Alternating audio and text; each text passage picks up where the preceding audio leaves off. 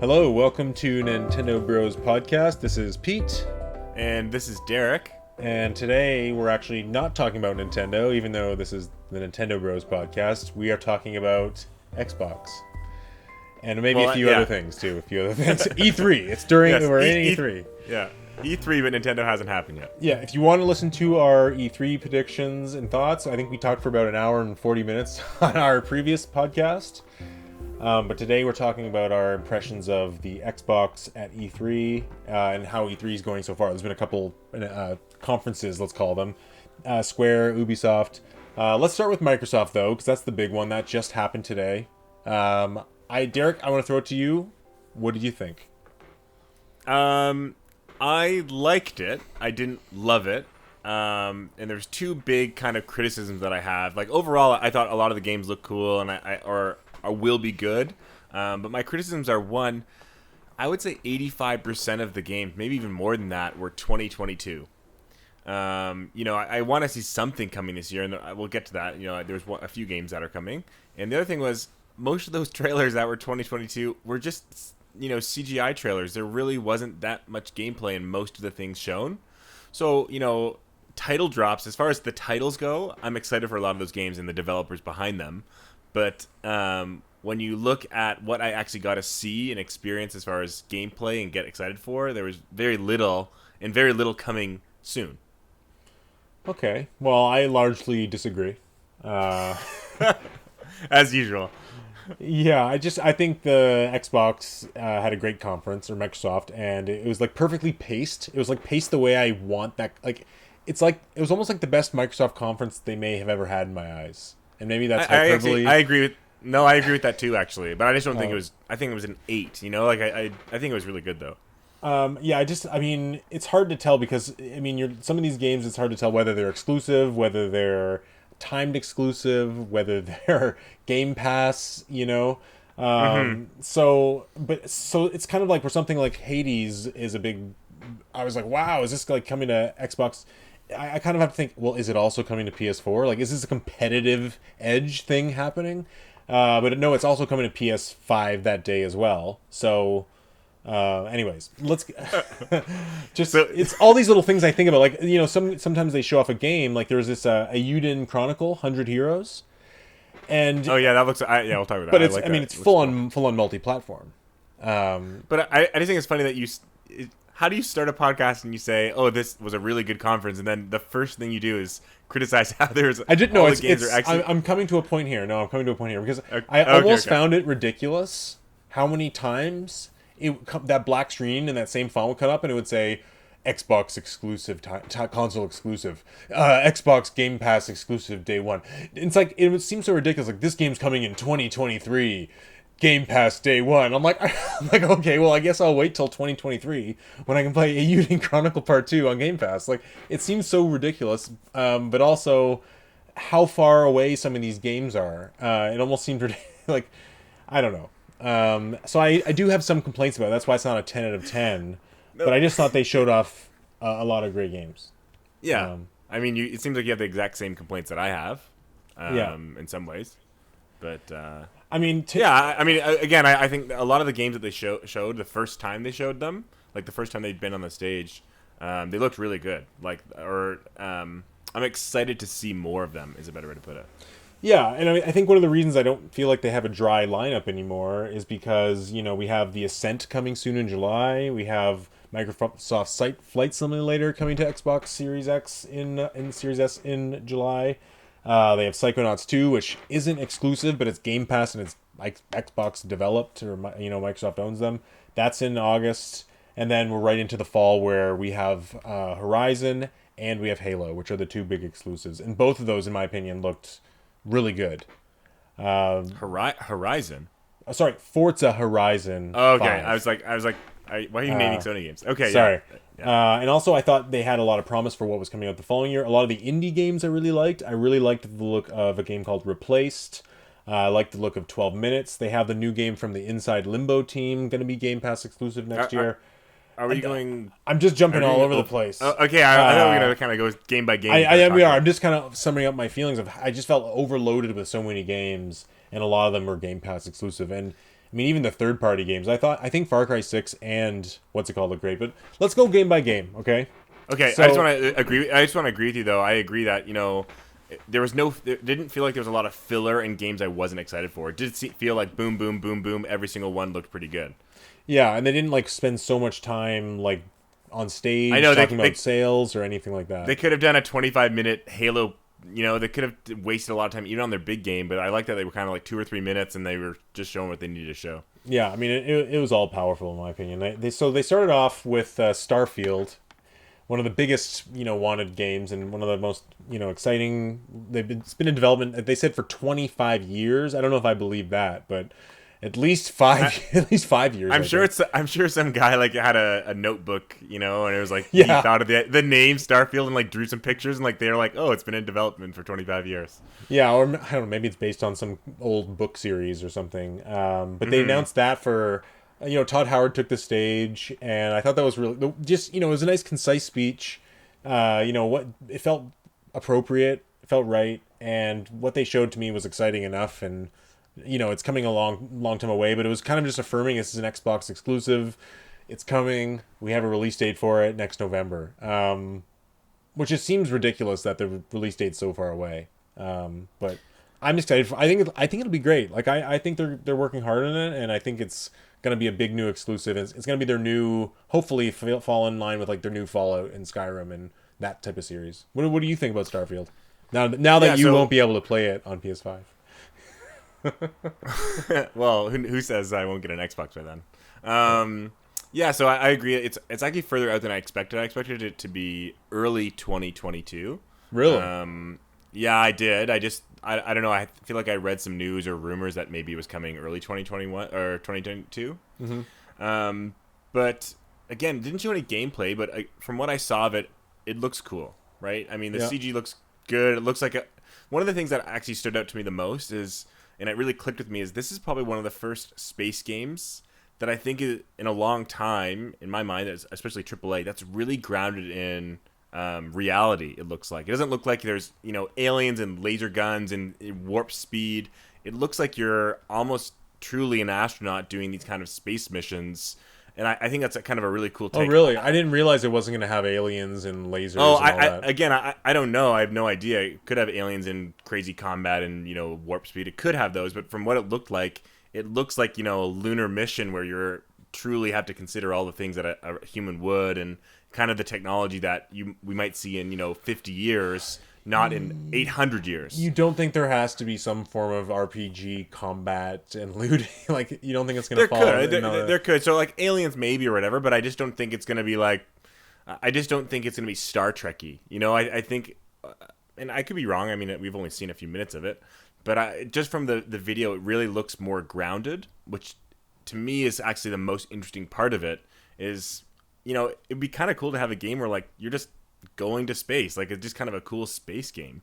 Yeah, I mean, but you're right. There probably are RPG elements in all of those things, but I just mean ultimately, like, what am I getting out of this that I wouldn't have gotten out of No Man's Sky or Mass Effect, or even that game that you love, that Outer Wilds. Like, that itch has been kind of satisfied in other games. So I almost feel like it has to have that mix of Fallout shooter, collect them, like go to planets, collect stuff, find out missions, go to other planets, same deal, like just a bigger version of Fallout, except in that setting. And I agree. I like the more grounded, like less. If it looks like it has a different visual look to it, almost like more like a chic futuristic look, or a real like a grounded, almost like I want to say something like what's that movie, Prometheus.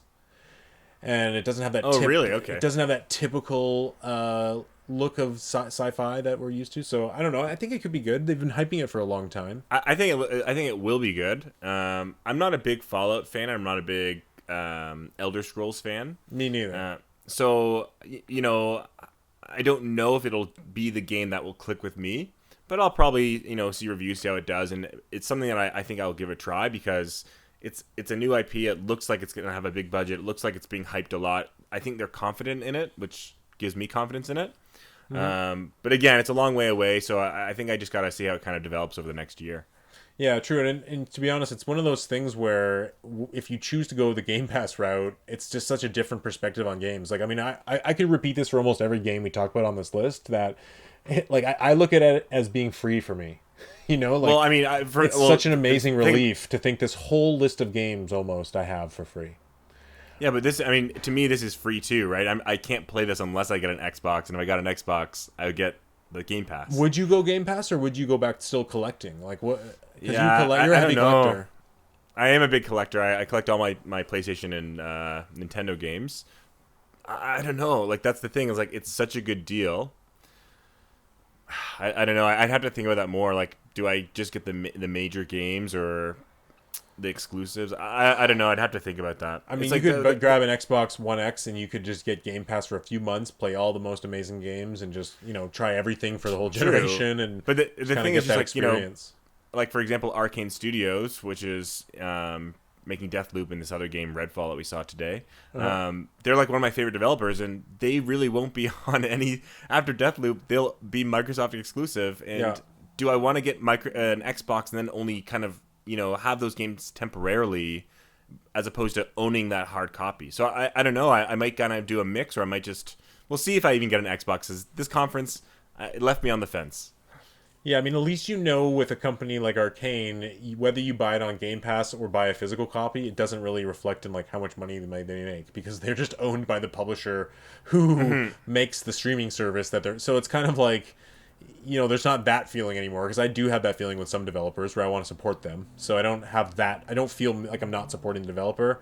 But I don't know. I lost the feeling of needing to collect games a long time ago. To me, it's all about having the experience, and I knew with like emulation, if I really, really wanted to play any game I want to again, I can.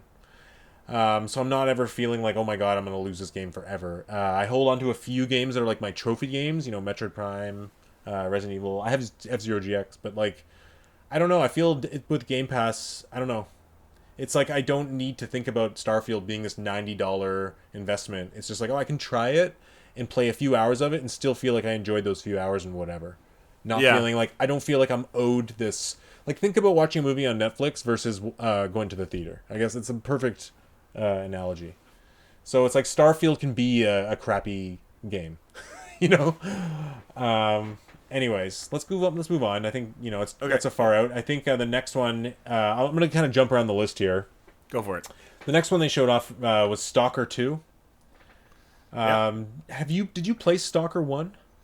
I didn't. I don't know how. It's a pretty old game, right? Didn't it come out around the same time Fear came out? I feel like it's another PC game very similar to Fear. I really don't know. I don't know if that's that same Stalker. I don't know if this is a new Stalker. Like, I don't. I'm not a big fan of first person shooter games to begin with, especially kind of the more realistic ones. Okay. But again, I played Fear back when it first came out, a couple years after it came out actually, and I loved it. So I'm going to look into more of Stalker, the first one, and see what it kind of looks like and see if there's a way I can play it for, cheaply and kind of get my head around the concept. The trailer looked interesting to me. It looks like kind of, a first-person shooter, but has those kind of horror or scary, tense moments built in. So I want to see more of it. I think it has promise, but I just don't know enough about the franchise in the past, and I don't know enough about the game now to really give a full opinion about it. Yeah. I mean, this is the Nintendo Bros talking about Xbox and PC games, basically. So yeah. I thought the trailer looked good. There was a lot of focus, and at the end of the day, I'm going to repeat this. Should I repeat this every time? It's going to be on Game Pass day one, so it doesn't matter. So I can try it. What? Just say when they're not on Game Pass is almost. I'm just going to say when they're not on Game Pass. So let's assume this whole list is free. Like, I mean, let's just I wish it would. It's not free. It's subscription based. Yeah, it's free so long as I pay for a subscription and give Microsoft my data. That's right. Okay, let's talk about another game on the list. Back for Blood. So this was at Warner Bros. Conference, I believe, yesterday. We've seen this game actually a few times in the past several months. Okay, for some reason when I saw this title, I assumed Vin Diesel was in the game. Is that a common thing? I don't know why. I would never think that. To me, at the moment I read it, I knew it was something related to Left 4 Dead. But it's not Left 4 Dead's a whole different developer. But I think Dead Island, those guys, right? But I think that some of the people on the team, I mean, listeners don't quote me on this because I'm not sure. I think some people on the team that were made Left 4 Dead or Left 4 Dead 2 left to make their own, to either join an indie studio or make their own indie studio, and created this game, Back 4 Blood. Because it actually is, it's the spiritual successor to Left 4 Dead 2. It's the same exact gameplay, but just new maps, new heroes, new whatever. Yeah. So I mean, side story, Warner Bros. Like dedicated their whole E3 showing to this game, and didn't show off a lot of the other games they have, like Suicide Squad or Gotham Knights, I think it's called. So it's kind of, I was like, oh geez, that I don't know, the name just to me screamed so generic. I was picturing Vin Diesel, but then I watched the trailer on the Xbox, conference, and I was like, whoa, this looks actually really cool. It kind of looks like Left 4 Dead, but more polished, next gen, more going on. And what you just said, that's what it is. Exactly. So I mean, I'm in, and also it's a free game, so I'm definitely gonna play it. Yeah, so yeah, I'm day one on this too. My friends and I, we played a lot of Left 4 Dead 2 being on lockdown. That was one of the games we played at the beginning for like, there were 7 or 8 of us on Discord, and we always just swapped teams. So yeah, this looks really good. I'm curious about, because I know it's coming on multiple systems, whether it's cross-play. I was just gonna say that. I mean, a lot of games aren't cross-play with PlayStation 5, are they? Yeah, because ideally I would love to get it on PlayStation 5 just to play my bigger TV, but I think I'll probably end up getting that for PC just to have the connectivity with my friends. But yeah, that's a day one game for me. I love Left 4 Dead 2. It looks just like it. So yeah, I'm excited to get that. Yeah, I mean, hopefully we can play together. It does look really good, and I missed out on that kind of Left 4 Dead generation. You would like Left 4 Dead and Dead Island. So Left 4 Dead 2 is not that old, and you would really like it. It's really, really fun. I wonder if I can get it on. If I probably have to buy it on Xbox. I don't think it's on Game Pass, but I could probably download it. It's if it's on the Microsoft Store. Yeah, I mean, I don't know. It's more fun when you have people to play with. That's why playing on the computer is. Yeah, at least for me, don't even have a headset for my Xbox yet, so I haven't really gotten into the hardcore. I've never really had that kind. Like you and me playing Resident Evil 5 is pretty much the most hardcore online I've ever gotten.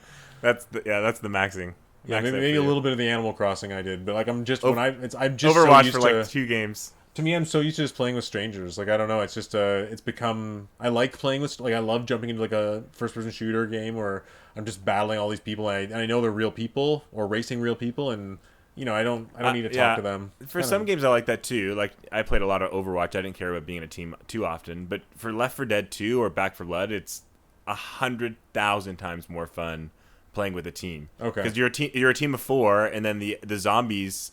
Like there's a swarm of zombies that are like AI, but then there's hero zombies that are also a team of 4.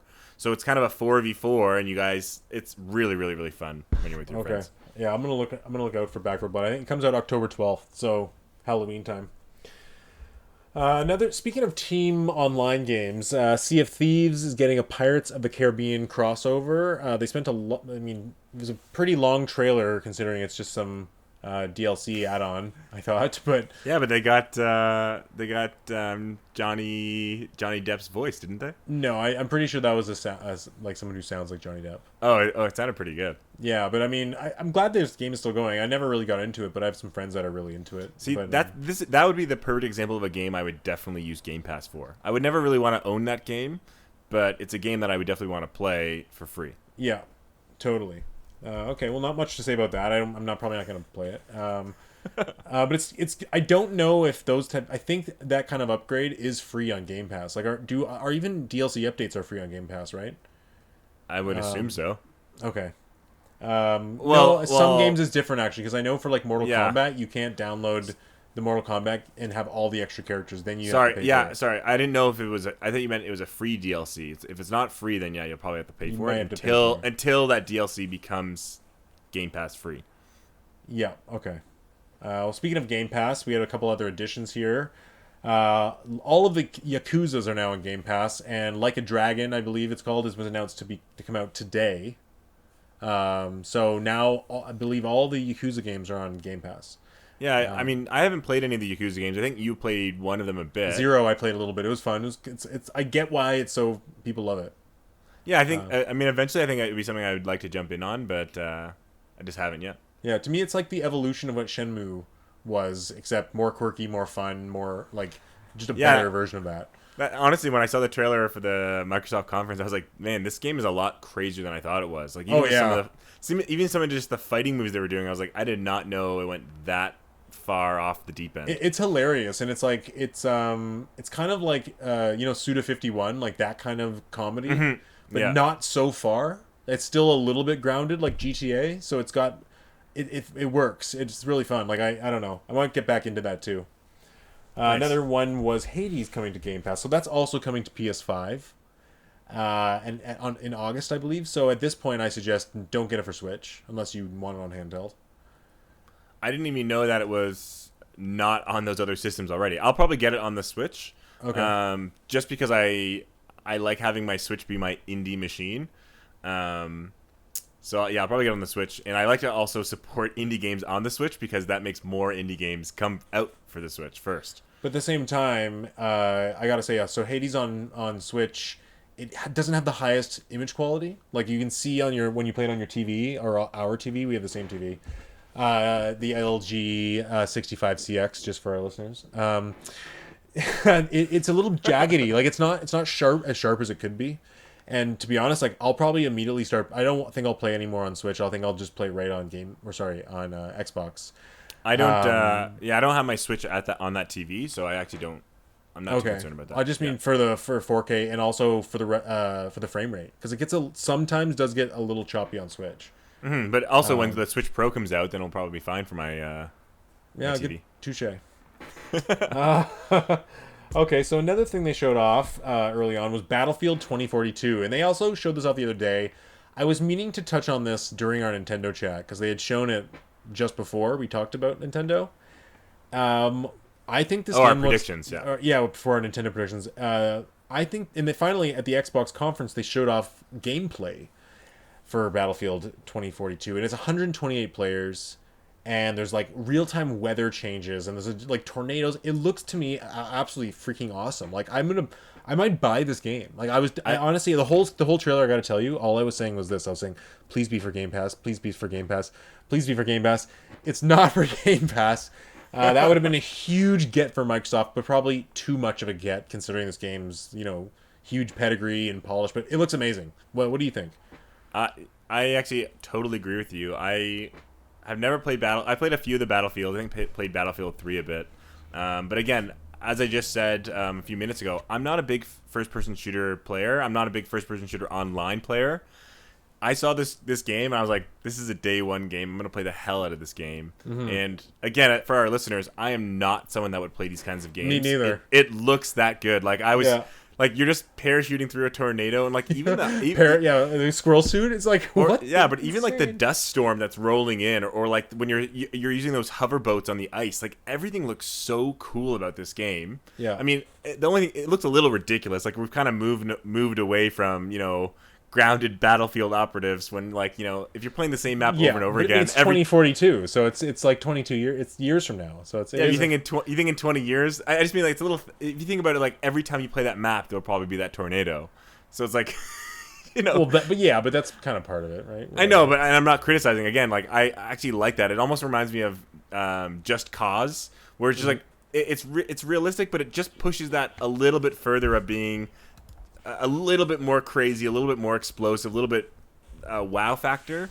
But this game looks unbelievable. I'm going to be a day one for sure on that. Yeah, it looks really good. I really hope there's crossplay on that too. Because you're going to get it for PS5, undoubtedly. Because it comes this year for sure. Yeah. Yeah. Okay. Well, yeah. I mean that's like, I think, to be honest, so far one of the highlights of all of E3. I actually agree too. Again, I am not to me like this. It's one of those big companies that you don't really expect. They're kind of mediocre games. Call of Duty, the annual cycle. Yeah. This looks so good. Yeah, I agree. Next we have 12 Minutes. Looks like an exclusive or a timed exclusive Game Pass Day One. Yeah. We've seen this. Have we not seen this game for Switch or in other? I could have sworn we've seen this game before. It has Willem Dafoe and a few other actors, and it's kind of like he relives the same day over and over again. I'm not sure. I think it's a. I don't. That's the thing. I can't tell when it's. You're right. You're right. It actually is Xbox One, Xbox Series X, and Windows. I did not know that. I could have sworn I saw it for the Switch. Is it exclusive or just timed exclusive? I don't know. I just Googled it real quick, but just those are the consoles that popped up. I don't know much about this, but I just like the vibe I got from that little trailer. So I think it's interesting, but I'm curious of how much you can actually get out of the game, because it's supposed to be I think it's a puzzle game where I don't know, but you do it once and then you find out there's another thing you can do, and every time you play for the 12 minutes you get a little bit more information of how to do it faster or how to do something else in the cycle. But it looks interesting. I think I need to again see more before I'd purchase that, because I feel like I don't know if it would draw me in the way I'd want it to. Okay. I worry about the length. If it's too long, it gets boring. If it's too short, it's. But then again, we don't really know the price, right? I mean, it could be a game that's $8.99, right? So like, you can't really judge the length. I doubt it will be though. I don't think they're gonna put that trailer in several times for a $9 game. It'll probably be 25 or 30 kind of. But it'll be on Game Pass, so True. Yeah. But I don't have Game Pass. Yeah, true. Okay. So yeah. Well, you don't have an well, you could get it for you could get Game Pass for your PC. I guess that's true, but my PC's it's very good, but it's not good enough to play all those games like on your TV in 4K. I see. Yeah, yeah. Okay. Well, moving on to Microsoft Flight Simulator. This is one I'm excited about. Finally got a release date on Xbox for July. Mm-hmm. I'm day one on this one. I'm really excited about this, and that trailer made it look really exciting. Did you see it? The trailer? Yeah. I think this game looks freaking awesome. Yeah, it's been out for a year on PC, and it's just like it just looks really cool, and like I don't know, I just can't wait to just choose locations and fly around. And I was sitting there with Vanessa watching, and that was even one that caught her eye. She goes, "Oh, this looks cool! Like you can just really like fly to these beautiful islands that you want to see or travel to, mm-hmm. or let's say you want to visit a city, like fly over it and just check it out. Fly over Toronto where we live, like whatever. I'd fly to visit you and then crash into your house. That's definitely a game I'm envious of it being exclusive to Microsoft systems, because it just looks so good. Yeah. Sometimes simple games like that, where it's like there's not really an objective, there's no missions, there's no enemy fire, just simple fun like simple flying and fun that looks really really good. Yeah, that's a good one. That to me, that's a big release for Xbox this year. It's a big, pretty much an exclusive. I mean, big as far as quality, but I don't know. But I mean, how many people are actually gonna play it? I don't know. It's hard to tell. Probably quite a few. I mean, it is a significant. I'm sure. release. Yeah. I couldn't really foresee whether it's 5 million people are gonna play it or what. I'm pretty sure at least 5 million people have already played the PC version. Oh wow. It's Microsoft Flight Simulator is a series that's been happening for years, right? So. Even though the trailer looked like a kind of more like a Pilot Wings fun, they were flying under bridges and stuff, like it's super simmy.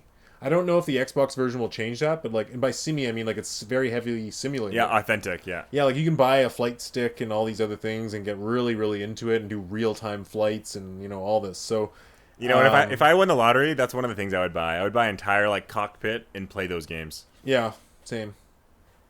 That'd be cool. Yeah. I would just buy a plane. I don't know if I'd want to learn how to fly a plane. Okay, so another game they showed off, they've showed off enough. It finally got a release date. Was Psychonauts 2 by Tim Schafer and his team at Double Fine, now owned by Microsoft. So this is coming to PS5 as well as multi-platform, because it was in development for a long time. Is the first one on Sony Systems too? The first one, I believe, released on PC and also got an Xbox port back in the day, like original Xbox. So we haven't actually seen a sequel for years. I could be wrong. We may have gotten some sort of one that came on the PSN store at some point. I don't know, but I know this one was a Kickstarter. So I believe it's Kickstarter, yeah, and so it's going to be on all the consoles based on that agreement. So if you want to play it, you can. It's also going to be on PS4. Even though it's a day one Game Pass, so it's interesting. Microsoft promotes it. It's everyone on Game Pass day one excited, but like it is multi-platform. It is coming to PS5. What do you think about this game? Just looking at the trailer, like gameplay wise, do you have what do you think? I mean, I saw a gameplay trailer of the first one recently, just because I didn't know much about Psychonauts. It looks like a kind of a really trippy, far out platformer. Is kind of what the vibes I'm getting. I mean, it looks really cool. I don't know if I'd get it day one. It doesn't jump out to me as something I'm super excited for.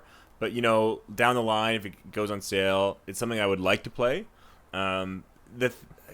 The problem for me is I have this almost a little bit of like a compulsion of I have to play the games in order. So I almost so you'll have to play the first one. Yeah, I just feel like I need to play the first one to experience the second.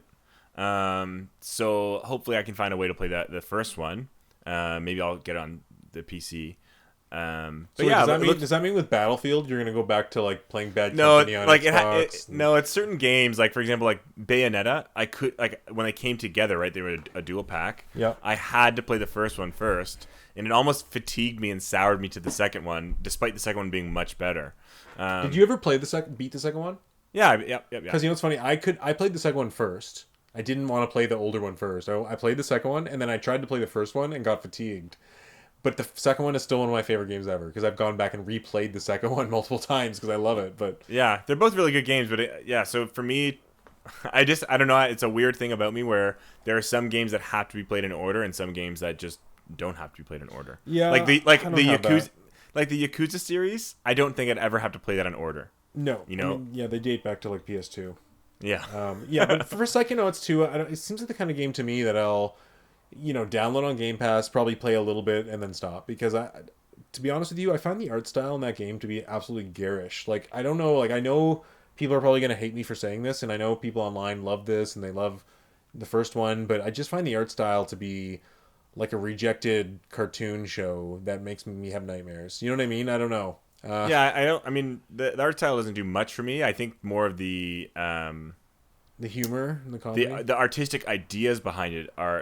Again, I saw the trailer for the first one and kind of watched some of the levels in the first game, and they just do really crazy far out stuff. And I saw, I think, a picture of, I think it's Psychonauts 2, where they're like he's at the dentist and he does like he goes into his level, like his weird mind level, and it's like the whole level's made of teeth. And it's like, it looks crazy. Like, you're just jumping on teeth. There's, like, rows and rows of teeth. All this kind of trippy stuff. Okay. So, yeah, it doesn't necessarily... I don't like the art style that much either. But I think the ideas behind it are going to be really, really cool. Yeah. Okay, well, I mean, I'm going to give it a shot. A fair shot. I'm going to get into it so they have my attention. As long as that first half an hour isn't terrible, I'm in. Okay? Another thing they showed off was some Fallout 76 updates. I didn't play Fallout 76. I don't think you did either. I didn't play any. No interest in that at all. So. But you know what? I've heard like it does have a big player base. Like, so I'm glad that it's still going. And I had a lot of interesting thoughts during this trailer. Actually, I was just thinking, compare this to something like Anthem, and you just see how this kind of like, not too similar, but still MMO style, forever looting kind of style games. I thought it was just interesting how they kept following up with Fallout 76. They've been patching it, they've been adding this DLC, and it's actually found a player base. And some MMOs and online games just don't.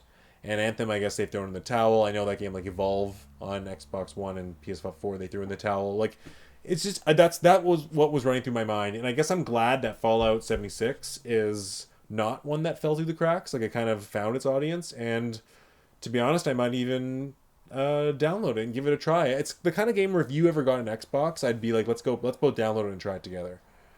Yeah. It seems fun, and and the thing is, if we play it at its most polished point, we're just better off for that. Sorry, I don't know if you can hear the motorcycles outside my window, but I can't. Okay. Yeah. So I'm not a big Fallout fan. I'm not a big online person like this. But yeah, I'm one thing I would give a lot of credit to, Bethesda and all of their kind of subsidiary studios is they really do support their games with DLC or updates for a long time. They don't really, I really never have seen them abandon a game, despite a lot of Bethesda studios not always selling that high numbers. Some of their games, especially like, I think of like Dishonored, those games sell, but they don't sell. They're not big blockbusters. I think the way Arcane Studios or Bethesda Softworks is hoping. Yeah. But they have DLC. They have updates. Like I commend them for supporting their games. So yeah, just like Fallout 76, I remember when that game first came out and it was slashed by the public. People did not like that game. But I think, over time when they corrected mistakes, they added content. The people are playing it now, as you said. So yeah, I would play it. If I got an Xbox, that'd be kind of cool to pick it up at the very end. Yeah, I mean, they also announced, mostly leaning on Bethesda games here, a lot more games coming to Game Pass today, like Evil Within 2, Fallout 3, a lot of the old Fallouts, the first Rage game. So, I don't know, I kind of feel like I want to jump into play a Fallout, and I don't know whether to play 3 or 4 or 76, Yeah, what you should do is play the Evil Within 1 first. I'm still playing it, yeah. But you should, I don't know if New Vegas, but people say New Vegas and 4 are probably the best ones to jump in for Fallout. Okay, I thought New Vegas was something I should have played after 3. I have played a little 3, but maybe I'll just jump right into New Vegas. Yeah, I think people almost unanimously say New Vegas is the best. I'm sure there's fans of every single one, but correct me if I'm wrong, but New Vegas is also the team behind that is the team that now Microsoft owned is making Outer Wilds 2. Obsidian, right? Obsidian. But Microsoft doesn't own that team. I think they do. No, I think Outer Worlds is definitely, unless they just bought them. Outer Worlds 1 was certainly not Obsidian Entertainment. They did Fallout New Vegas. They did Outer Worlds. Microsoft bought them at some point, late in the development of Outer Worlds.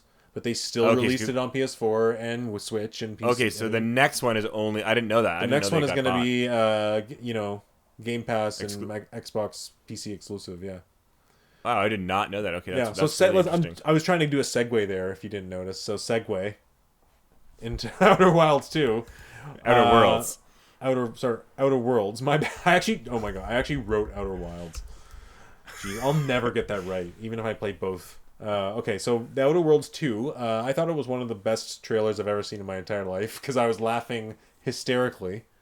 I know, I thought it was one of the best trailers too. It was so on the nose, and it even knew it. I mean, it was doing what it was saying it was doing, right? It wasn't. Mm-hmm. I thought it was going to get to a point where it's and here's all the gameplay. We're not going to do that, but it did do that. But I feel like this is the perfect game for that because it's kind of comedic in the first place, and it's the kind of game where it is like a sequel that's kind of sometimes it's right to say when we're working on the sequel, we're not going to show anything, but we just want to tell you we're working on the sequel, and this felt like the right game for that. So.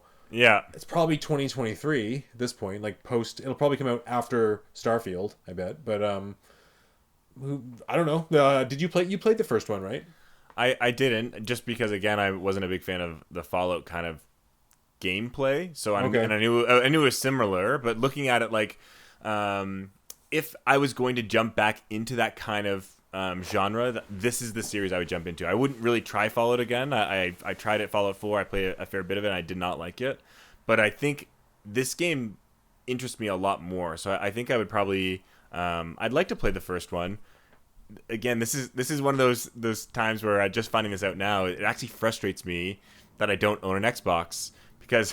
I don't want to play the first one and then not be able to play the second. So it almost hinders me. It almost makes me not want to play the first, because if I love it, then I'm like, well, damn, now I have to buy an Xbox. Yeah. So I think that was one thing today kind of accented a lot, where it's okay, now we are dealing where you are going to miss out legitimate exclusives on Xbox. That's exactly how I felt. We're not really used to that, because even on Xbox 360, to be honest, I wasn't that into Halo or Gears of War. And there wasn't a lot of big 360 exclusives I couldn't get on PS3, so I don't feel like I missed anything on PS3 or PS4. But now I do feel like I would on. But I do feel like I'm missing games on PS5.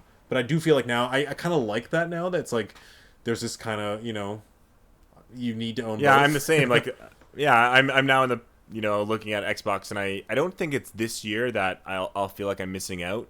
But I think, once next year, especially next year, summer or holiday, we've gotten a few months in, that's when I'm going to really be looking at the Xbox and thinking, damn, there's 7 or 8 games that I really, really want to play. I think it's time to buy. So, I think Xbox, again, I think that had a really good showing. But, there's still some criticism, like Outer Worlds 2, great, but, it's 2 or 3 years from now. It's not convincing me to buy an Xbox today. Yeah, and it did make it clear throughout. Because as you mentioned earlier, and we haven't been through the list yet, but I just want to interject. You mentioned that a lot of the debates were 2022. I did notice that. So even Vanessa noticed that. She goes, "Oh, a lot of these games are coming out next year," and it's true. but I don't know. I guess with COVID and everything, I just kind of give them a little bit of a pass there. And a lot of it was next year releases, so I'm going to assume a lot of these will come, first, second half of the year.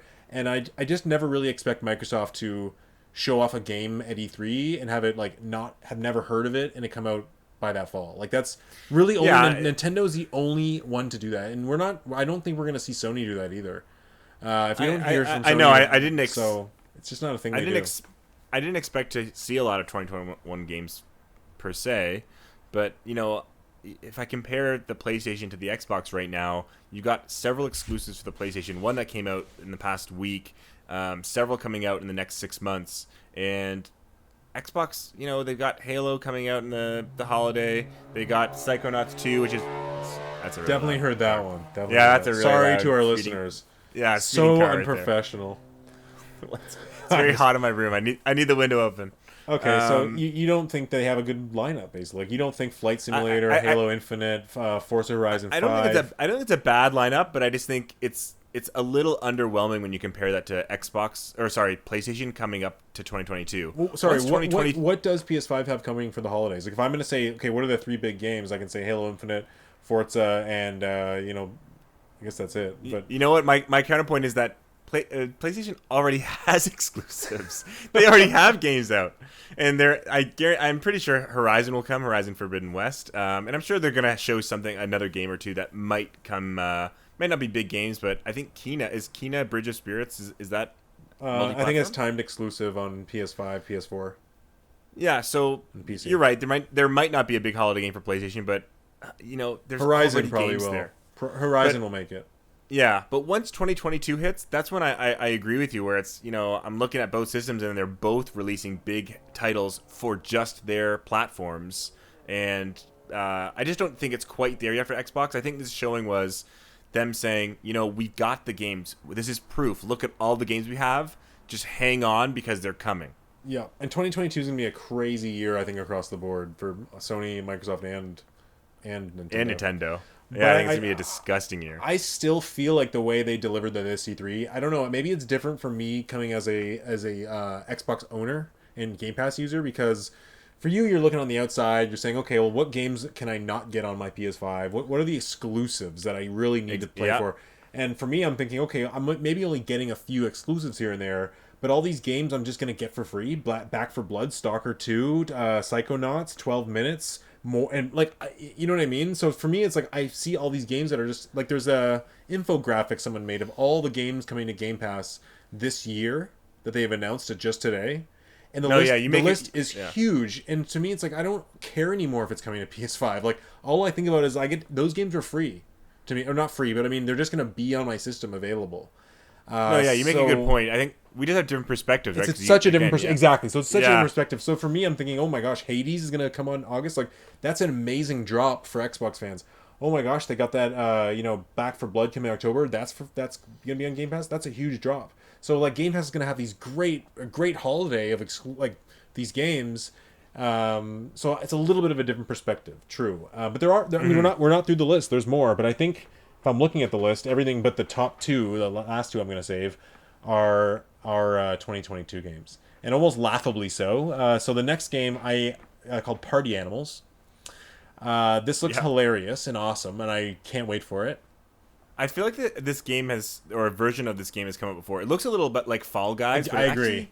But a little better graphics and like tighter and just better. I love how they have little scenarios they put you in, and it just looks like a game I can play with a friend easily and play online. I feel like another game just like this has come out. It might even be by the same developers. I didn't look up the developer or what they've made, but there's a game that looks like those floppy animals. You can pick them up and throw them. That isn't Fall Guys. It came before Fall Guys. But yeah, it looks like one of those ridiculous fun games that you just play with. Especially casual players that come over. You have 3 or 4 of you just dicking around. I think it looks it looks like one of those games. I cannot believe this game would be announced here for next year. Like, it seems like this is not the kind of game you announce at E3 to come out a whole year away. I laughed. I said, okay, this is the kind of game you shadow drop, or you're dropping in a few months, or maybe this fall. You would never have that kind of thing where you're like, hey, like, look at this. You say that, but think about the popularity of Fall Guys, right? But I don't remember Fall Guys being shown off so far in advance. No, but I'm saying that's what I'm saying is Fall Guys is so big now that you almost want to show that you have this game in advance to get people hyped, right? Because it's kind of a genre, or kind of a look and style of gameplay that you don't. It's not necessarily. It's kind of ascended to that level. I think Fall Guys. I don't agree, because I don't think that type of game like Fall Guys, or like, the big, what do you call them, battle royale style, like hundreds of players, Fortnite style. Those games don't get popular because of pre-release media at conferences. They get popular because of word of mouth. So to me, if you're going to show off this conference and have all these eyes on this trailer, to now have us wait a whole year for what some people are going to write off as a silly party animal game, like, it would have been really powerful to be like today or soon and get that in people's hands. Because, I mean, to me, it looked like it could be huge. I don't know. I mean, some people might look at it and say, whatever, it looks like a little mini game fest. But to me, it looked like the kind of game that I could play with Vanessa or play with a group of friends, and we'd laugh our asses off, and it'd be fun and just really fun. It looked polished already. So yeah, it was great. I just kind of was hoping it'd come out a lot sooner. I don't know. I think this is an Xbox game studio. I don't know if this is exclusive or not, but I think it is. I know it's on Game Pass, but I don't know if it's exclusive. Yeah, I didn't look into that for that game. Another game looks really amazing to me and exciting is Somerville. Yeah, looks really cool. It's from the team behind Inside Limbo, two of my favorite games. It's not, just so you know. What do you mean? I was reading about it. It's made, so the two main developers of Inside and Limbo, they had a feud about their next game, and they actually separated. So this is the guy that left the original company and made his own game. So it's still one of the developers, but he has his own new team. It's a different studio, so it's not the same developer. Wow. It's one of the same two lead developers, and the other guy's making a game too. So there's almost like two teams. So yeah, I mean, for the same reason, I'm excited. I loved Inside and Limbo. That makes me more excited, because now he'll have this like extra competitive edge to want to make it great. Yeah, and he has his own vision, right? It's not like he's being stifled by the other guy or vice versa. It's like he's just doing what he wants to do. Yeah. That looks awesome, and that's another one. Day one Game Pass. I'm all over that. It looks like a very interesting game. It's like almost like they're a family running from an alien invasion or something. Yeah, it was just, I like that part where you're running with the family and there's like another person with you shooting off in the distance, and like it's just cool. It really sparked my imagination of like thinking about a game where you're not the hero, but you're someone next to the hero. Can you imagine that? Like, wouldn't that be cool if you were playing a game where you were like escorting, I don't know, like Spider-Man or someone of that caliber, like superhero, but you had like a gun and you could still fight, but like you kind of dealt with the leftovers. You kind of I think them do awesome stuff. I think this team, like the team that made Inside and Limbo, their gameplay isn't necessarily riveting, but it's a good enough gameplay to tell a really interesting story. Yeah, so I think I agree with you. Like, if there's one team to kind of do that, where you are the side character, you're the one that's being saved by the hero, I think this is actually the team to do it, because they can make gameplay that's just good enough, that's enjoyable, but tells a really awesome story. So I think I almost think actually your prediction of that being the main character is really cool, and I hope that's actually true. Yeah, well, I think it is. I think you're the father. I got that impression, and you're running with the family, and like there's another person protecting you, and it also looks like it has some moments where it's 3D as well. Like, it doesn't just stay in the 2D. Yeah, it looks like the camera angle changes. I'm like really excited about this. Me too. Yeah. I think it's multi-platform, but still looks great. Well, I don't say and it looks great. It's good that it's multi-platform, even though I get it for free. Our listeners are gonna never listen to us again when you say Xbox Game Pass and it's free. Like, they get it. Well, I mean, you blame Microsoft because they said it all day too, and it's hard not to say it. Like, it's hard not to be like, oh, and this. Yeah. Anyways, the next one is a huge exclusive. It is a sequel. This one, I'm surprised. This ended it for PlayStation as soon as they announced it, I thought. Slime Rancher 2. They somehow got the second one to be exclusive. I didn't know it was exclusive.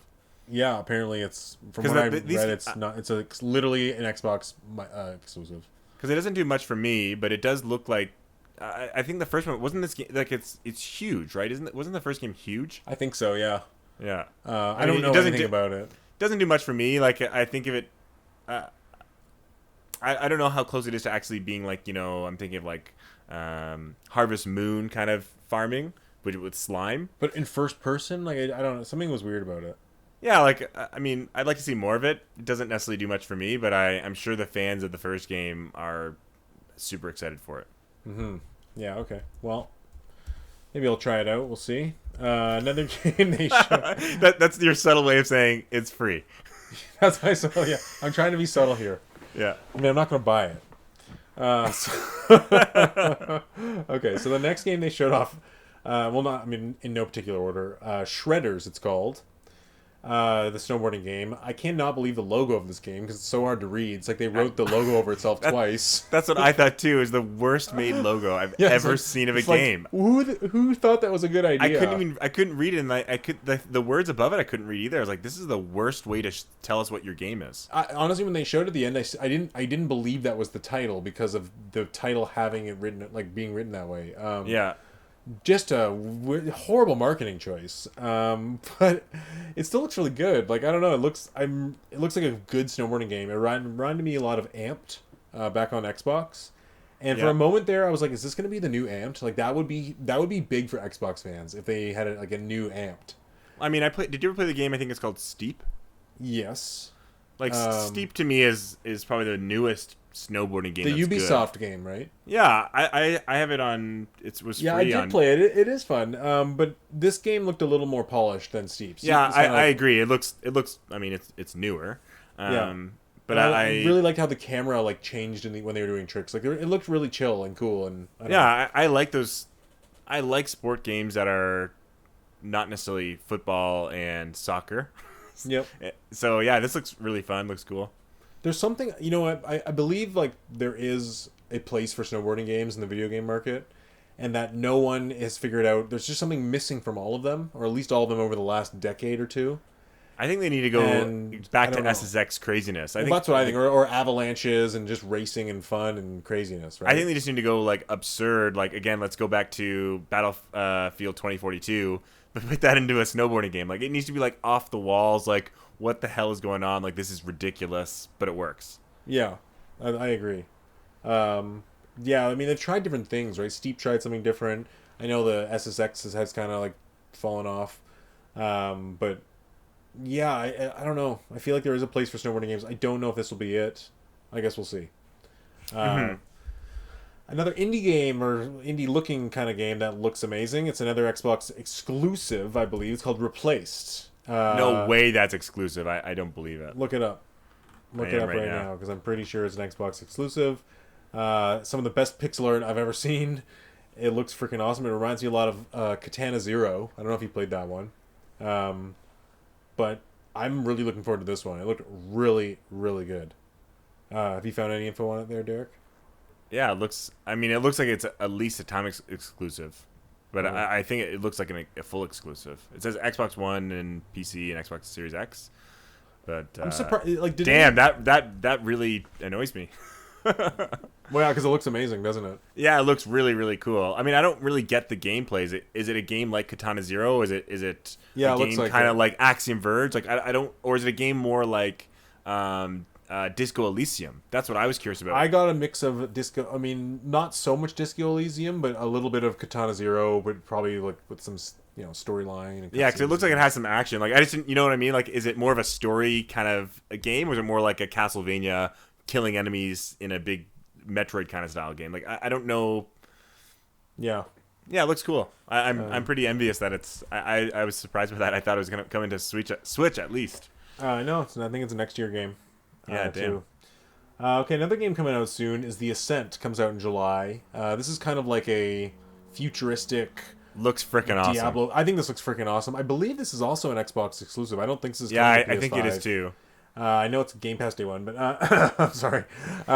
It looks it looks really good. Like, I'm really excited for this one. I think it's like I've gotten really good preview impressions, and it's just like, I don't know. It looked awesome. It looked to me. It almost looks. It reminds me of when I first saw it. It reminds me of Back 4 Blood or Left 4 Dead 2, but isometric.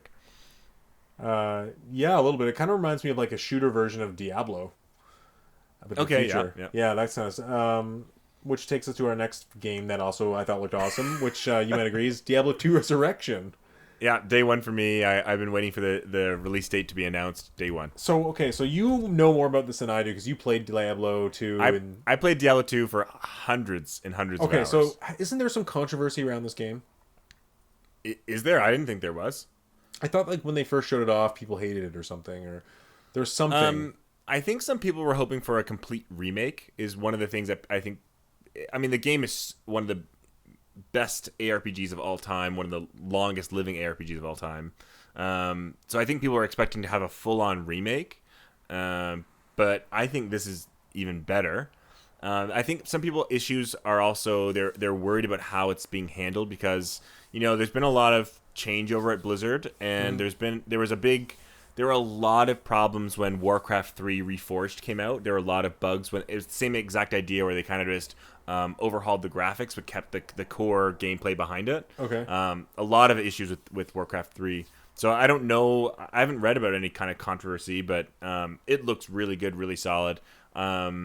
Is it coming? Is it coming to consoles or is it PC only?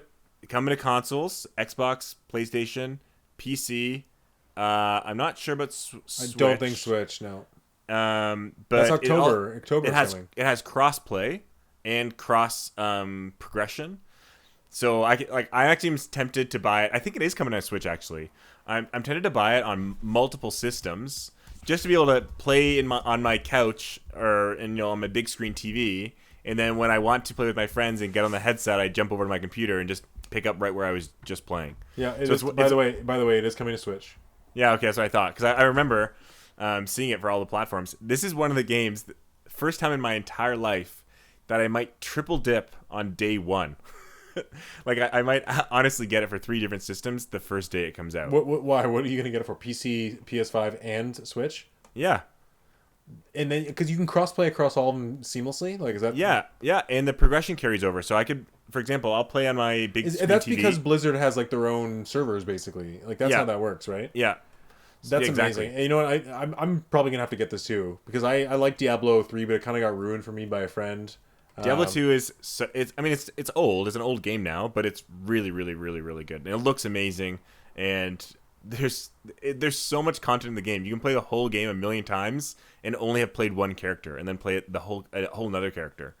It's awesome. Cool. I love the visual style. Like I love that dark, evil kind of gothic style. Yeah, very gritty. Yeah, it's very cool. It's one of those games I remember being a kid and like seeing in I don't know like the game computer section of like Walmart and stuff, and I'd always see Diablo 2 and Diablo, and I'm always like, oh, that box looks so cool, but we only had Super Nintendo and stuff. So I had Diablo 2 when we were growing up. But didn't Diablo 2, when did it come out? It came out in the 2000. I think the expansion came out in 2003. Yeah, so it must have come out in like 2000 or something, right?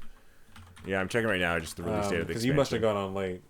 So 2001 was the expansion. So like the first game came out in 2000, the expansion came out in 2001. I remember playing it when I was like 12, and in our shared desktop computer, we had one computer for our entire household. Oh, listeners. You played Diablo on it? Yeah, I remember that. Yeah, I played Diablo 2. I played it all the time. Wow. Yeah. This is like one of the games. It's like StarCraft to me. It's like those 2 games I grew up with. So this must be an exciting remaster. I'm unbelievably stoked. When it got announced, I've been waiting for the release date, and so this is a big deal for you. Oh yeah. So when it was announced at Xbox's conference, this was the reveal of the date. It hadn't been known before today, had it? No, Diablo 2 Resurrected had been known. The date hadn't. Not the date. Yeah, BlizzCon. So BlizzCon was in February, and it showed the game, but they said coming this year, and now we actually know the date. Okay. And the other thing that's exciting is I have a really good group of PC friends right now, and they'll all get this game. We'll all play together. It's always fun. This game has 8 players online, so it's one of those games that's really fun to have it being a party. And it had 8 players originally too, right? Yeah. Okay, because I think the Switch version of Diablo 3 only had 4 players. Diablo 3 only had 4 players in every. So version. I can see how people dislike that. That's for sure. Yeah. Okay, cool. Yeah, that's a good one. I thought it was a good showing for that one. Mm-hmm. Another game that looked really good to me was Age of Empires 4. I thought it just looked. I remember playing like Age of Empires 2 on friends' houses when I was young, and like this one, just the graphics and the detail, it looks really well done. I don't know. What do you think? It's PC only, which I thought was a little confusing when it said Xbox exclusive at the end. It says something like Xbox exclusive at the end, and then I'm like, well, okay, well, but it's not on Xbox, so it's only on PC unless they're playing a later Xbox release. But what do you think of Age of Empires? Seems like your kind of game. That's why. Yeah, I like real-time strategy games. I mean, again, I grew up with StarCraft and played the hell out of it, and StarCraft 2. I played a bit of the Age of Empires series. You know, we never owned them, but I played them at friends' houses once in a while. It looks really good. Like, I agree with you. It looks really gorgeous, and I know Age of Empires is fun. Like, I've played the older ones. I don't think it does anything different though. I don't know if it necessarily has to. But it just looks like more of the same. So I don't know if that gets people excited or not. Like, I don't know if it's just kind of like, you know, here's a few little tweaks and better graphics, and that's really going to convince people to buy it and convince it to review well. Or maybe there's a whole bunch of changes and really cool stuff that's going to blow us away that we don't know about. But, you know, besides for a new campaign and updated graphics and a few tweaks, like I nothing watching it was innovative for that franchise. Okay, interesting. Yeah. I mean, I see. That's the thing. I don't really have the perspective on the whole franchise like that. So, I don't either. I'm sure there's listeners that are saying, "No, didn't you notice that this cavalry does this now?" And like, I don't know that, but I just think it's funny because like on our review, Metacritic review predictions, you went rather low on this one. Well, I don't think I went low. I did pretty fair. You said 81, and I said 88. Brandon said 93. Well, Brandon doesn't know what he's talking about. No, but I just mean like it's the kind of game I don't know if like people have loved the past few Age of Empires, so this one's just naturally going to be like another, you know. Well, I think when I made my review, I looked up the Age of Empires 3, and the definitive edition got 75, and the Age of Empires 3, the original, got 81. So I was actually basing it on that. I don't think Age of Empires... Well, 4 will improve upon the... I mean, I just know real-time strategy games struggle really hard with reviews because not many people play real-time strategy games enough or seriously enough to really understand how to review them properly. Okay. So I don't know how it's going to review. And again, it doesn't look like a bad game. It looks I know what you good. mean by that. It's like, will it have lasting appeal, or just some reviewer like plays Mario and plays... Exactly. You know, it's like, are they reviewing the campaign, or are they reviewing the balance of the game as they play for, you know, hundreds of games online? Like, you know... Good point. So yeah, I mean, something I would keep an eye on. I think I might grab it for the PC, but I don't. Again, it doesn't blow me away, but I'm excited for it. Okay. Okay, let's move on to this other game. It's called Grounded. It's already out, but I believe there's a update coming out for it with mushrooms and stuff. Have you ever heard of this game, Grounded? I don't even know what game Oh, is this the little people game? Yeah, you're like small in the backyard. Yeah, it's like the Secret Life of Ariadne or whatever. Yeah, it looks cool.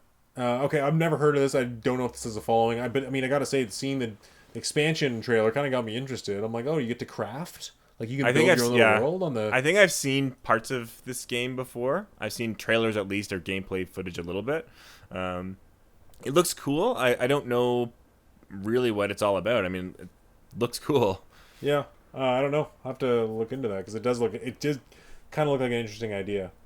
Is it? But it's an MMO? Is it like online with friends? I honestly don't know. I was hoping you'd be like, oh yeah, that game. Everyone knows about that game. I think I think I did look into this game maybe like a while ago, and I think that was one of the reasons I didn't buy it or wasn't really interested after that because again, I'm not a big online gamer, and I think it's an online MMO kind of style game. I don't think it's like a single player game. But yeah, it looks cool. I don't know if it's the game for me.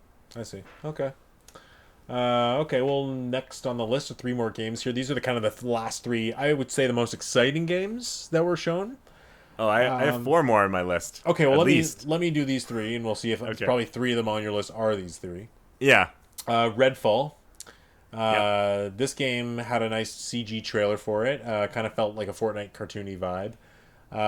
Arcane Studios, Austin. So it's a different wing of Arcane. It's not the same team making Deathloop. No, yeah. You might know more about this game already than I do. They didn't show any gameplay, but I believe it's some sort of...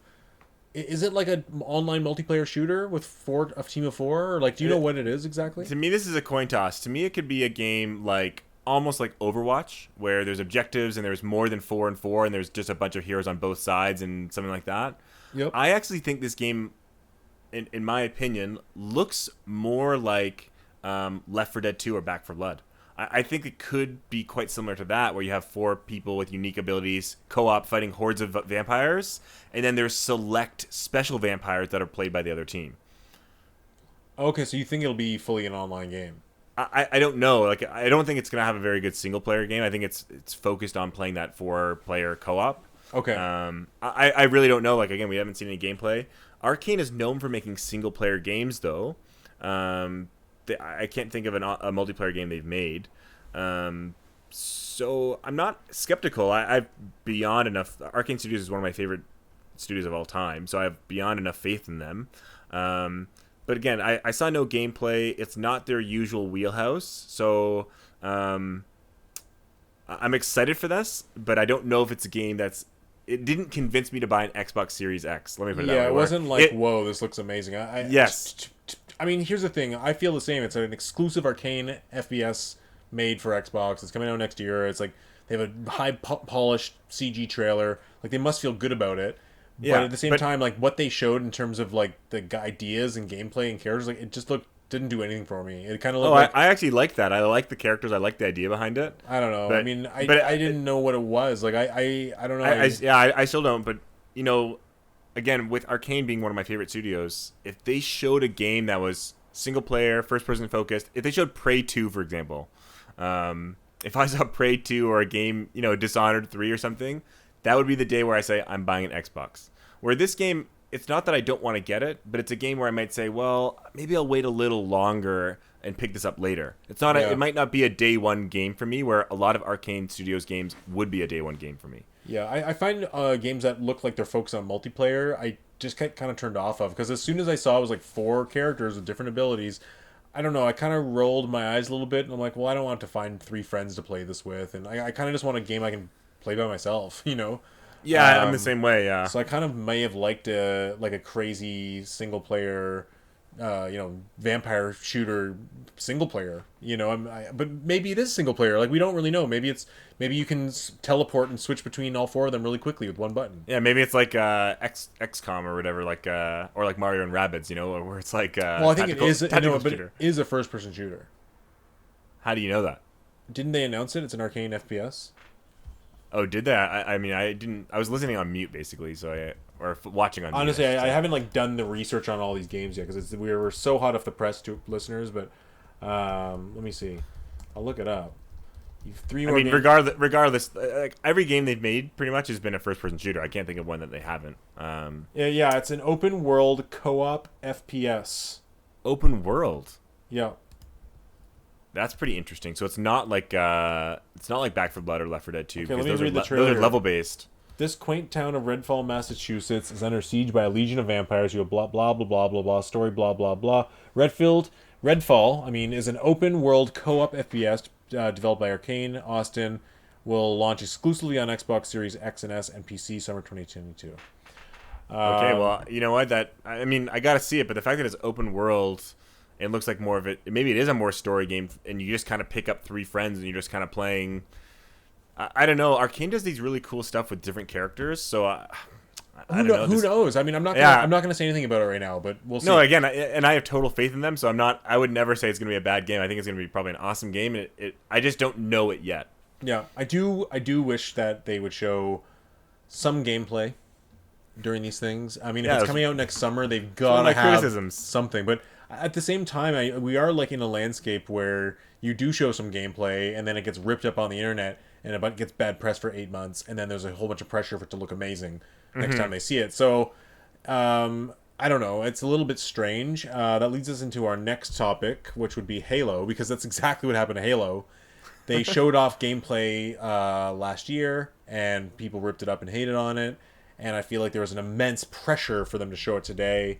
And they had to make it look amazing. I thought it looked good, but they didn't show a single bit of the campaign. They only showed the multiplayer, which still looked good, but again, they just didn't show any of the campaign. So I feel like they kind of intentionally didn't show it because they didn't want to have the same thing happen as last time. They also didn't open or close the show with Halo. It wasn't like this show had a big focus on Halo. But I think it was smart to do that. I agree it was smart to do that, but I also cannot wait for this game. I think it's going to be awesome. I love how it's free to play the multiplayer, which is a really cool approach. I'm surprised. I actually had the opposite opinion about this. It does not look good at all to me. Really? It looks. I mean, it's Halo, so it's going to sell well. People will play it. It looks bad. It looks bad. Why do you think it looks bad? I think the single player, like just that one shot, it looks so sparse and empty. Like the density is not there. And if I think about it, this is an Xbox Series X game. It's not. It's an Xbox on. It's on Xbox One too. Okay, but even still, if I compare it to, PlayStation 5, PlayStation 4 games, or other Xbox games, it just looks scarce. Like there's just not a lot there. We don't know a lot about it. What other shooter does that type of thing? Like I can't, like Destiny. The environments aren't like that. They have great skyboxes, but it's much smaller environments. Like this game actually has this big open landscape that you can fly around and jump down and see the things on the ground and get back, like Breath of the Wild almost. Like I just don't know what other shooter does that other than Rage 2. It's in the desert. You don't know how much that actually is happening. Like how high you can go and whatever is happening. Well, I mean, shown that much. It doesn't look terrible. I just don't think it. Even the multiplayer that they showed, it just looks outdated. Like we've done Halo for 20 years. Like it doesn't look new. It's the same. Yeah, but game. What do you do? I mean, what do you do? Do you change the game? They added the no, you don't. Thing. But they added I'm weapons. just saying, it's got better graphics. No, it has 100. I think it has major multiplayer updates. I agree. You can't change Halo and still call it Halo. But I think it's just run its course. I don't think Halo needs to be like. But Halo. But I know. But I think of like Titanfall 2. Titanfall 2's gameplay, both campaign and online, would shit on this Halo game. Like it's not even, to me, it's not even comparable. It's like leagues and leagues better. I don't know that, but I'm just from what I saw, like it just looks old. It looks like it's a game from 2015. Like it just graphically. It's tough though, because it's like, you have this built-in fan base. Do you add wall running and do you add surfboard and flying and can you really go outside the mold that much, or do you have to kind of keep it within the mold? No, I know what you're saying. Again, you have to keep it as a Halo franchise. You can't just keep adding all this stuff until it loses its identity. It didn't do much for me, and I'm really, really skeptical about the campaign. Well, I mean, I think Halo started as a really cool franchise. It started with a really good company, and then when they switched hands and they kind of moved. Once you got to like Halo 4, it was okay. Halo 5. I think honestly, I don't think Halo should be a tentpole franchise anymore. And I personally think that after this game, it won't be a tentpole franchise anymore. I think they'll move away to more Bethesda studios to take those kind of leadership roles. They'll focus on. It'll sell well. I just don't think it's going to be as good as you think it is. It really does. I completely disagree with you, because the Master Chief Collection is one of the most played and most downloaded games on the Game Pass on Xbox. Well, of course. So it's still really, really popular. And I know it's popular. And what this one, I think the thing you're selling this one short on is what this one's doing is it's taking it, it's expanding on it. Like, is there not 128 players in the multiplayer mode? I don't know. Maybe it is, and I don't know enough about this, and I haven't seen enough, but let me put it this way. The trailer that I saw today, I haven't looked up all the other videos and other gameplay of this game, but what I saw today did not give me any confidence in this game. Wow. I thought it looked good. I mean, I thought they just kind of intentionally didn't show... I think it'll probably review mid to high 80s just because it's Halo and that's just how it works. But I think it'll actually play more like a 75 game. I think that's way over. I don't agree. I think it's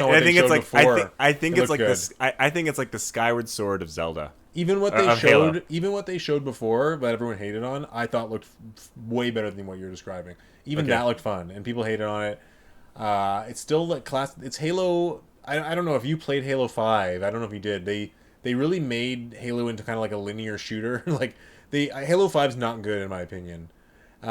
So this one looks like... But you have faith in this game? I think it's going to be the same thing, This one looks to be going to be like they listen to the feedback and they're going back to much more of an open concept. Like they're going to much more open levels and focusing on, big open action. And I mean, for me who played Halo 1, 2, 3, kind of dabbled after that and then have played the Master Chief Collection and dabbled on that, Halo Infinite almost looks like it's fulfilling like the original dream of what the first Halo was.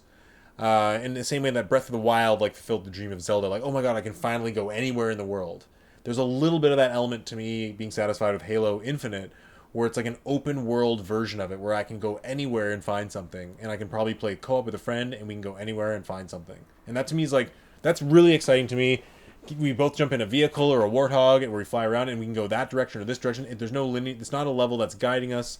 It's not, big room with a skybox followed by big room with a skybox. And I think that they've been toting this slot big enough that the campaign has to be worth something, considering that's the only thing people are paying for now. I mean, I hope to be proven wrong. And again, I think it's going to review well, and I think it's going to sell well. I just think it's going to be one of those games that deep down people know it's actually not as good as it reviewed, and not as good as people are going to remark. Like, well, it's just... we'll see. There's a lot of eyes on this game, so we'll have to see. I mean, we'll see. I agree that it's do or die for this series in a way. Like, they'll still make more Halos, but if this Halo doesn't satisfy people and it's like an anthem as a badness, then I think Halo is going to have a hard time in the future. But I think this can also be Halo's Breath of the Wild redemption story. So, okay, yeah, or something slightly less than Breath of the Wild, because that's a godsend. So, I'm just kidding. We'll see. Yeah. I can't see it being the Breath of the Wild, but I can see it being really good. Okay, let's leave it there. Okay. The next game that I thought looked really cool, it's 2 games, I believe. It's Ayudin Chronicle 100 Heroes. This was by the Suikoden developer and a Kickstarter that won a year ago. It's coming to PS4, 5, Switch, everything. Actually, it was at that time, I don't think Switch was announced. It was just going to come to Nintendo's next system. But they finally showed it, and it looks awesome. Like, it looks like it takes this idea of a pixel art JRPG to the next level of awesomeness in 3D and blowing my mind. So yeah, the combat looks really freaking cool. Like, the way... I think the combat animation just looks awesome. The way the camera angles are. Mm-hmm. It reminds me of a lot of the kind of pixel RPGs that are coming out right now. We had Octopath Traveler. We got Project Triangle Strategy.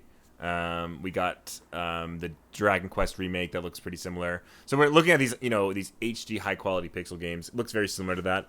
Looks cool. I think this is one of those games I'll pick up on the Switch and play on bus rides home and stuff. This one to me looks like it does more and better than what I've seen from Project Triangle Strategy or Octopath. You mean graphics wise? Yeah. I just love how I watched the trailer twice, and there's like that part with the battle system, and it looks like just the way the camera moves through the battle system, it looks so engrossing. Like, I was just gonna say Project Triangle Strategy is like not the same genre at all, though. You're right. That's more like a tactics SRPG. Yeah, exactly. Did you play Triangle Strategy, by the way?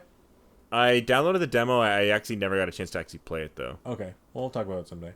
Mm-hmm. One note on this game, I think the name is absolutely horrendous. Ayudin Chronicle 100 Heroes. Like, to me, that almost made me not even, like, when I first saw the trailer come on, I kind of didn't really give it a second look. Dismiss it, yeah. I don't know if, like, there's something with, I don't know, like, maybe that's a fine name in Japan, but doesn't translate, but, like, they need to have better Western marketing, because yeah, but you say that, but, like, we have like what are they, like Star Ocean, and I don't think Star Ocean does that well, but you know what, Octopath Traveler, that's a fine name. What's not a fine name is Bravely Default. So, like, some of these names... What's the difference, though? Project Octopath, to me it just sounds interesting and cool. It has 8 octopuses. So, yeah, the 8-path traveler, but Bravely Default's about being brave and choosing to default on your turn. I know, but I mean, putting default in a name to me just makes it feel boring. I cannot be alone on that. Because I remember when Bravely Default first got announced, there was all sorts of complaints about the name. They're like, is that really the name? Like, people... I agree with this game, Ayudin Chronicles 100, whatever it is. Sometimes they're just wordy and they don't make a lot of sense. But I actually like the name... I like Ayudin Chronicle, I just don't think it needs a subtitle 100 Heroes. Well, isn't a franchise? I mean, like, there was 2 games. The second game, it looked like it's a completely different game. I think it's a spin-off second game, right? Oh, I'm confused. See, I was under a very different impression of this. I thought one's called 100 Heroes and one's called Rising. I thought Rising was a remaster of the original game for, like, the Super Nintendo or something. I don't know. I thought it was like, oh, they're making I thought it was like kind of saying, hey, we made a Secret of Mana sequel. Or hey, we made a Chrono Trigger sequel, and we're bringing the old one back remade. That's what I thought it was. I didn't look it up at all. You're probably right. But I thought it was the 100 Heroes was the new game, and Rising was the old game. But I really don't know. That's what I thought in my head when I saw this. Well, I see here Ayudin Chronicles Rising. It's an action RPG set in the same world as 100 Heroes, and it features town building mechanics, fast-paced combat, important backstory for several of the latter game's cast of characters. If you're interested in expanding your Ayudin Chronicle passion, then join us on this essential journey that takes place before the events of 100 Heroes. So it's like almost like an expansion. Yeah, so okay, but Ayudin Chronicles isn't like a franchise. No, it's a brand new franchise. Yeah. Yeah, I was confused. So that's why I think the name's just a little weird, but okay, it's what it is. I mean, well, the worst thing is when it was Bravely Default 2 and then Bravely Default second. Yeah, I was like, that was the second default. That broke me. That was the worst. That was the worst. Yeah, that was awful. Okay, so let's talk about the last game I have on my list, and to me, the most exciting game by far. Contraband? Forza Horizon 5. Oh, you have 2 games. I still have 2 games left. Okay. Okay. Well, I didn't add Contraband, so you'll have to talk about that. Okay. But Forza Horizon 5 to me looked absolutely awesome. I loved Forza Horizon 4. And this one just looks like the graphics blew me away. Like the cities in Mexico, the off-roading looked really fun, and it just looks incredible. And this team has become the de facto best car sim racing developer right now. Like, completely overtook Gran Turismo in my opinion. Yet the Forza team can release something every year. So it's just so impressive. You really should, if you ever get an Xbox or you come into my place, I'll show you Horizon. It's like a really fun take on the racing genre. And this just looks like the best version of it, like the best Forza yet. So this just looks incredible. I don't know. I'm really, really excited for this. I think this is definitely going to end up on my Game of the Year list. Mm-hmm. Yeah, I'm not a big fan of sim racers. Like, I just have never been good at them. But I agree with you. It looks freaking gorgeous. I like the idea of it's not on a track. You know, you can do a lot of that off-roading. There's multiple paths, and you kind of all just meet up. Yeah, it looks really, really cool. And I think that's actually a pretty innovative thing to do in that gameplay for sim racing. You know, when they said, oh, it's a GPS, and you kind of take whichever route you want and just get there. I think that's a really cool idea to take kind of sim racing. So yeah, if I had an Xbox, this would be one of those games that I would get day one.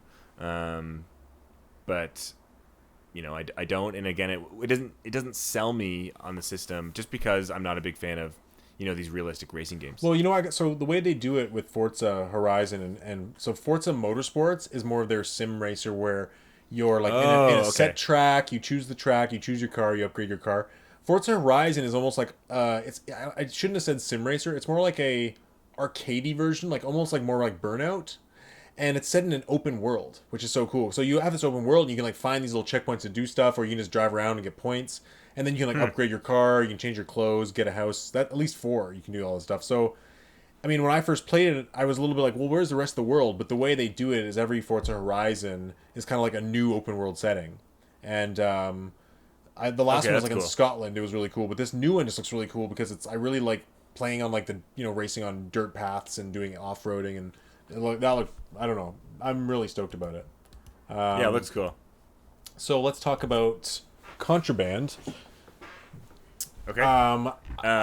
This one must have passed me by because I didn't. It was like a quick, honestly, like a 30-second trailer. No, there was like, you just saw nothing. It was like just a quick CGI trailer of like in a house that you had like a gun. I saw that. I just wasn't sure I missed a bunch of gameplay or something. It's a co-op shooter, right? I don't even know if they told us anything about it. All I know is I knew it was made by Avalanche Studios, and they made the Just Cause games, and they made Rage 2, which no one liked, but I actually liked the game Rage 2 as far as the gameplay. Are they owned by Bethesda? I don't think so. I'm not sure. I don't think so. Because I know that Just Cause was Square Enix. That's why I'm... So it is co-op open world, by the way. I'm watching the trailer again. For Contraband. There's no gameplay of it though. No, but in the trailer they track by these Polaroid pictures. On one of them says a co-op, then it tracks on the next one. It says open world, and then it tracks away. You could have missed it very easily. Okay. So it shows. Yeah, I don't know a lot about it, but I kind of mentioned it, earlier in the podcast where the Just Cause series is really fun because of that craziness. And Rage 2, despite many, many, many problems with it, Rage 2's gunplay feels like playing Doom. It's like really fun gunplay. Mm-hmm. So if they take kind of the good stuff from both and they refine it, and I mean, hopefully you're just kind of assuming what the game is, though. I mean, you have no idea. Yeah, I have no idea. All I'm trying to say is it's something I want to see more of, just because I have some hope that it can be as fun as I found those other games, and I hope they iron out the issues of those other games. Is this one a Xbox exclusive, or is it coming to PS5? I don't know. I wasn't really following that like you were. Okay. I mean, but yeah. So again, we saw nothing. I know nothing. I mean, no official opinion, but they've made other games in the past. So that I think... just heads up, Contraband will not be releasing on PS4 or 5. It's confirmed Xbox Series X exclusive. Oh, interesting. They partnered with Microsoft on this one. Interesting. So okay. that is yeah. That is a get. I mean, this game will probably be pretty damn fun and do quite well. Yep. It's nice that I mean, in a way, that Microsoft is announcing all these exclusives, considering they already have these other exclusives announced. Like, it really is crazy how much they have. And I liked how at the end Phil Spencer got out and said, "Hey, we've also got Perfect Dark, and we've got Elder Scrolls, and if you really take a seat back and think about it, there's almost far more exclusives announced for Xbox than there is for Nintendo or Sony right now." It's staggering. because they just had an E3 conference. What kind of comment is that? Even what? It's like even after Nintendo's press conference, they won't have as much. Yeah, but you know how ridiculous what you just said was, right? It's like, like 6 hours ago they announced all these games that were exclusive to their console. They have more exclusive announced than any other. Like, obviously. Oh my god. I just mean, I actually, what I really mean is, I think they have more exclusives in development than the other developers do. Like, they actually have more. If you like, I think Sony would have a conference if they had this much going on. I think so too, but they have. I'm gonna say they have less 90 rated quality level exclusives. And they don't, like, their in-house developers aren't Naughty Dog. Yeah, like to Santa me, Monica like Studio and Insomniac. Like, exactly. Like, to me, I see Sony as, they have like 12 studios or 8 even, and those 8 or 12 studios, they always produce high quality gems. 5 of them at least are pure gems. Exactly. Where I think of right now, at least I'm seeing as Xbox, I'm seeing they have 25 studios, and a lot of them are producing, looks like, pretty good games. I would say, I don't know if any of them, though, yet. Oh, 2 or 3 of them. Yeah, I'd say 2 or 3. You're right. Whether you like it or not, every Gears of War, Gears of War game by Coalition, and every Halo game, whether you like it or not. And every Forza game, too. These are major, like, there are hundreds of people working at these studios, and they're major AAA games. No, you're right. I agree. Sony doesn't really have that big online shooter that they don't need it. But and this is another point. Is like I like that they're filling different spaces. I like that. There's uniqueness and there's competition and there's value in both. Absolutely, yeah. There's one game you didn't mention. I don't know if you want me to say it. You missed. You didn't talk about Plague Tale Requiem.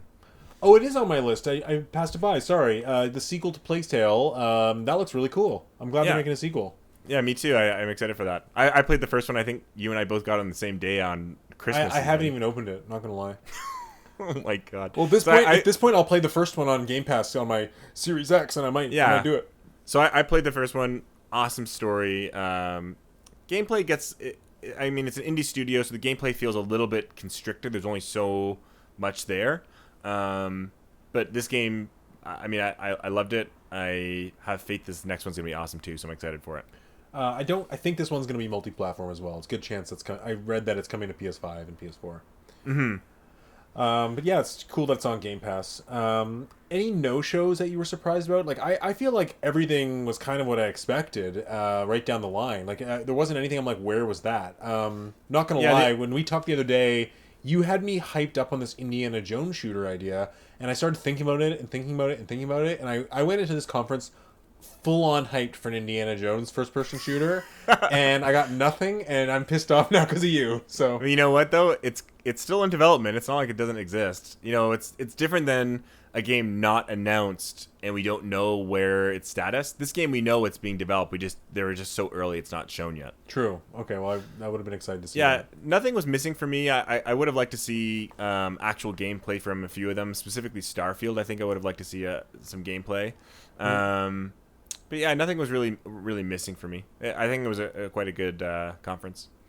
Yeah, I think if one thing was missing a little bit for me was just like Microsoft seems very heavy on the shooters and almost like they definitely have a brand going with like, more of that futuristic heavy shooter, and they didn't really have like a third person action adventure or third person shooter that had story driven, like the single player focused exclusive that Sony would have. Mm-hmm. And they also didn't really have like the platforming exclusive when they have Conquer and Banjo and all these like they didn't really have that either, or even a Viva Pinata or something like that. Like they really could round out their I mean, they showed that Party Animals game, but that's a totally different thing. And I mean, I know.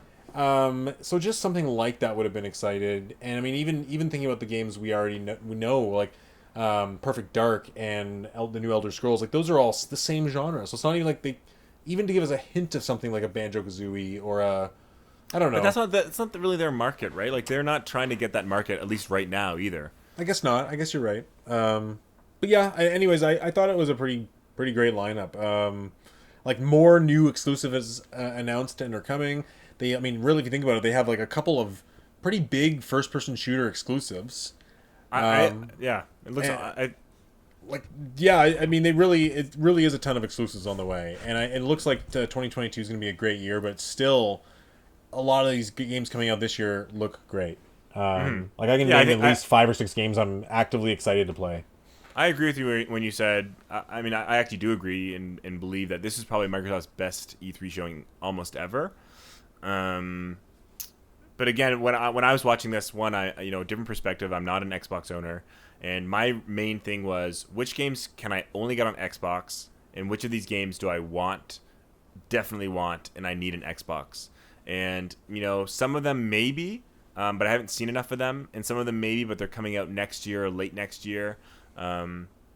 So it was by no means a bad conference at all. It just, as someone who doesn't own an Xbox, it hasn't quite convinced me saying I'm definitely getting an Xbox as soon as possible. Yeah. In a way, it almost felt like they're less trying to convince you to buy an Xbox and more trying to convince you to buy Game Pass. Yeah, I totally agree with that. It's such a different. It's very interesting because it's such a different way to approach these like games and lineups and things like that. Because it used to just be so easy. It's like, okay, well, what exclusives do each of you have? You know what I mean? Mm-hmm. Who's winning? Who has the best exclusives where I want to play them? And now it's like this totally different playing field of. Do I want it portably on Switch? Do I want it on Game Pass? You know what I mean? Or do it on PS5? Do I want it with the best controller? Because that's another thing with all these shooters. I realize that I'm not going to have gyro aiming in any of them, which is very disappointing. Mm-hmm. I'm disappointed by that. Like, it almost makes me want to play shooters on PS5 or Switch Pro. But, anyways, I would give them a 9 for their conference because I thought it hit all the buttons. I give them an 8. It was just well paced, and it felt very humbling, and it just I really liked it. Yeah. So there's another couple conferences that happened the last day or two. Let's talk about Ubisoft's first. Okay. I kind of had this on the background because I don't really care about their lineup, and I find the way Ubisoft does their conferences to be cringy. Like they. Yeah, I always have these people read. It seems like they're reading teleprompters, Yeah, I didn't watch it. I just saw a summary, and there's only really 2 games for me that kind of stood out and are worth mentioning. You might have more. The first was the Mario and Rabbids sequel, Sparks of Hope. Looked awesome. I think it looked awesome. The first one was a day one for me. It was one of my favorite, one of the biggest surprises on the Switch. Still one of my highlight games on the Switch. So I'm excited to see this. It looks like they've changed up quite a fair bit, but still looks like the same kind of gameplay that was really, really fun. So yeah, that's awesome. And the other game was the Avatar game. So I don't know what to make of that because that trailer looked like it was not actual gameplay. So I don't really know what to think about that. See, I'm almost the opposite where, I mean, I don't know if it was actual gameplay or bullshots, but the thing is, if there's one team that I think, or one developer, or sorry, publisher that would make an Avatar game, it should be Ubisoft. Because if Ubisoft knows how to do one thing well, it's unbelievable graphics for an open world. I agree. And, like, take the Far Cry model almost. Yeah, right? And I'll be honest, like if I got Avatar, I'm not playing Avatar to fetch quests and do the story, which is probably what it's going to be anyways. I'm going to do it because I want to fly in those freaking things and an awesome graphics and see the world of Avatar. So I actually have some kind of hope that, as it progresses, I see this, it's going to be a fun game where almost like just an open world game of Avatar. Screw the collectibles, which there'll be a million of. Screw the actual campaign. Just play Avatar and see how beautiful it can be made by Ubisoft. I mean, I agree with you in principle, but the type of trailer they showed gave me no hope it would even be playable until 2023. So I don't know. Like, we'll see. I guess. Yeah, we'll see. But I agree. If they take the Far Cry model, like, which is a really sturdy model, and I'm also going to say I think Far Cry 6 looks awesome. I think I might just download it when it comes to Game Pass. Yeah, Far Cry 6 is cool. I'm not going to buy it. I'm just going to wait for it for Game Pass. But I think it looks really good. So that type of engine with the Avatar would be awesome, especially with flying and everything. Mm-hmm. I thought Ubisoft had a decent conference. I guess. Like, did I miss was there no Assassin's Creed this year? Again, I only saw the summary and I just skimmed to look for some like title drops, and those are the two that stood out to me. I missed the whole thing. I just don't know if there is a new. No, there was. I think Valhalla DLC announced. Okay, and then they announced they spent some time talking about Just for Dance. They talked about some new upgrades this year for it. So I might finally buy that game. Might finally learn how to dance. Okay, go for it. Yeah, I mean they've been making it for so many years. I might as well buy one of them, right? Yeah, I played one of the ones for the Wii. Maybe let me think about it, like maybe 5 years ago. Yeah, maybe like 6. Yeah, it is fun. It's a fun game. I played with a bunch of friends. We were just like having drinks, or whatever. It is a fun game. It's not a game I'd buy because I don't have friends over enough to be like, hey, you want to play Just Dance of all the games? Like, if my friends coming over to play a game, I'm just telling you, like, we're not playing Just Dance. Okay, but help me understand something. How do you play Just Dance on a PlayStation or Xbox? Like, what do you do with the controller? I think you have to have the camera, or your controller it follows like the gyroscope, so you hold it in like one hand, and I don't know, like the way the Wii worked is you had. The Wii remote, you held it, right? Yeah, I think you held a Wii remote. I think you actually held a nunchuck too, or you held 2 Wii remotes, and I don't know, like, it really wasn't, let's put it this way, it doesn't really need to be accurate. You just do whatever the screen tells you. You do the best you can, just have fun. Like, who cares about, like, realistically, does it have to actually track you to make that game fun? Well, I think the idea is you get better and you tracks you. Yeah. I know, like, part of it is, you want it to track, but I don't think that's the most important thing. But I don't know if you need the camera. I think you need the camera for the older versions of the game on PlayStation. Interesting. Okay. Mm-hmm. Well, I guess with Switch, the Joy-Cons would just come off and you can use that. Yeah. Okay, so the next conference was Square Enix, and I'm reading online that people think this was a terrible disaster. It was awful. Did you watch all of it? I did, again on mute because I was busy, but I had it on my side screen. There were 3 games that stood out to me. Okay, wait, but first, did they? Because I only was caught up with the trailers after. When they did their showing, was it like Microsoft and Ubisoft where they had like a developer on stage talking and stuff, or was it just trailer after trailer? I think they had a developer. I think they had videos of developers. I can't remember if there was someone on stage, but they definitely had speaking moments for sure. Okay. Like this, I kind of went through and nothing really stood out to me, but there was a couple things that seemed really disappointing. Nothing stood out to me, but there were 3 games that should have been good that looked awful. I think we're going to agree on those 3. The first one clearly is Stranger of Paradise Final Fantasy Origin by Tecmo Koei.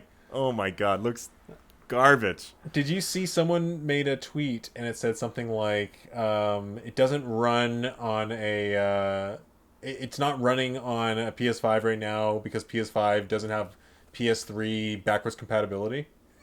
It's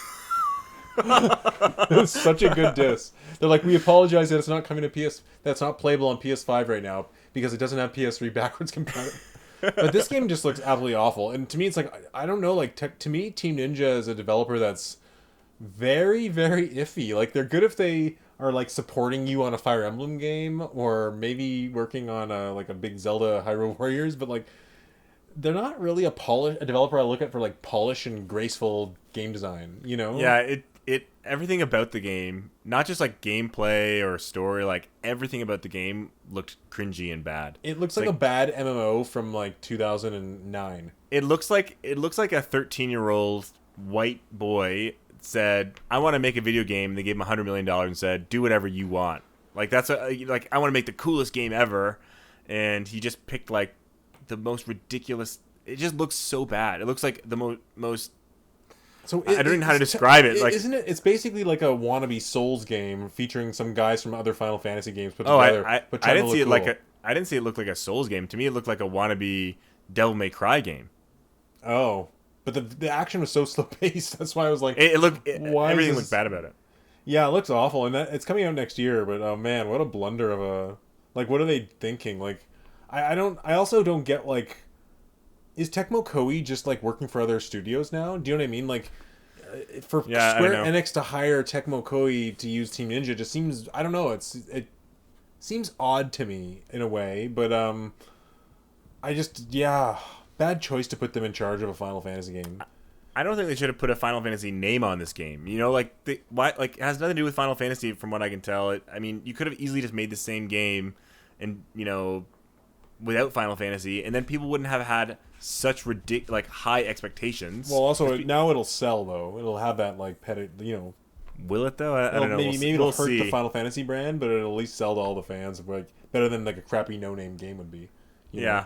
The other game that looked really bad to me was and I think you're gonna agree, was the pixel remakes of the old Final Fantasies. So. That's not even in my list. So. Okay, so I wouldn't have probably bought these anyways, because I just don't really want to play old JRPGs that way, unless they're remade like really nicely. But apparently, like people are really upset about this because the way they announced it was really confusing for one. But they're going to release them individually, like on their own. Like they're not releasing it as a package, even though it's kind of marketed as one. So you have to buy each one individually, and they're releasing them spaced apart. And they also they're not quite authentic to the original, but they're like worse than the Game Boy Advance remakes and the phone remakes. And it's like this weird, like people have taken screenshots. They're like, it looks not good. It looks like a mobile cash-in kind of thing. It's also not coming to console. It's only coming to mobile and Stadia or something, like PC Stadia.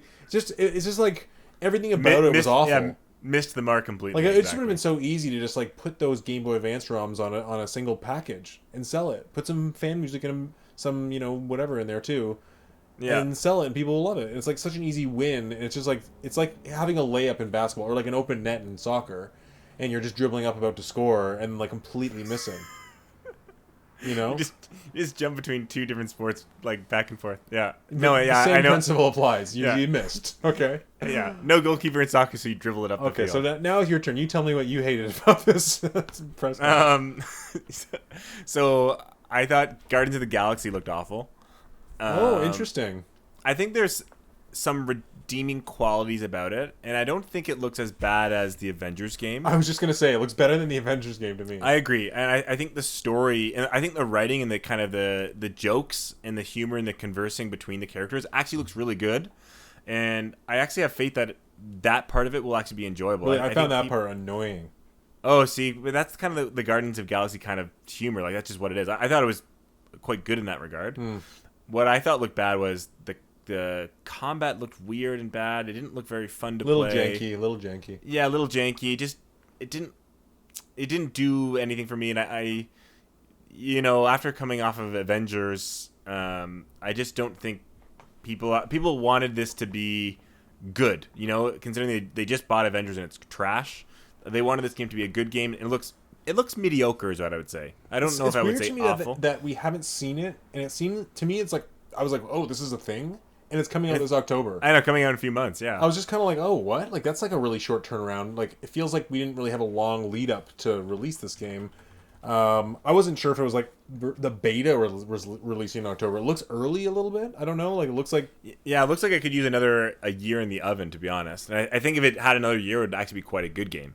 yeah, and it kind of struck me as a little bit dated. Like it'd be like a great 7.5 of a game on PS3. I don't know with PS3. Maybe first gen PS4. Yeah, I think first or second year PS4 would be a 75 game, yeah, for sure, or an 80 game. Yeah, but it doesn't like inspire a lot of confidence now that we're like in the next gen and we want big open things. Like, it kind of for moments of that trailer, and I did watch the gameplay trailer, and you know what? Kudos for them showing a lot of gameplay. Like it's the only trailer that did that. I mean, so I gotta hand it to Square a little bit, but with I don't know. I don't know. There were moments of it that kind of struck me a little bit like Jedi Fallen Order. And I was almost like, oh, I can see how this could be good and fun, and people like it. So maybe it will be a 7 out of 10 game now that finds a following. I'm not sure. I think it's single player. Like I don't think there's 4 players that control each. I don't know if this is confirmed, but I thought I read somewhere that you actually yourself only get to play Star-Lord, the main character. You actually don't get to switch characters either. Yeah, you control them with like prompts. Yeah. Which I'm okay with that. Yeah. I don't know. Yeah, so I mean, again, I don't think that one looked awful. I just think it looked mediocre, and I was expecting better. Yeah, but Square Enix's job. I mean, if I was Disney and I knew Square Enix, I wouldn't have given them the ball for Marvel. Me neither. I would have given it. I mean, who do you give it to? EA, I guess, does okay, or Ubisoft, or I'd give it to Sony. Yeah, but then it's not going to be on every platform, right? True. Like Sony doesn't want to develop it for Xbox and Nintendo. Yeah.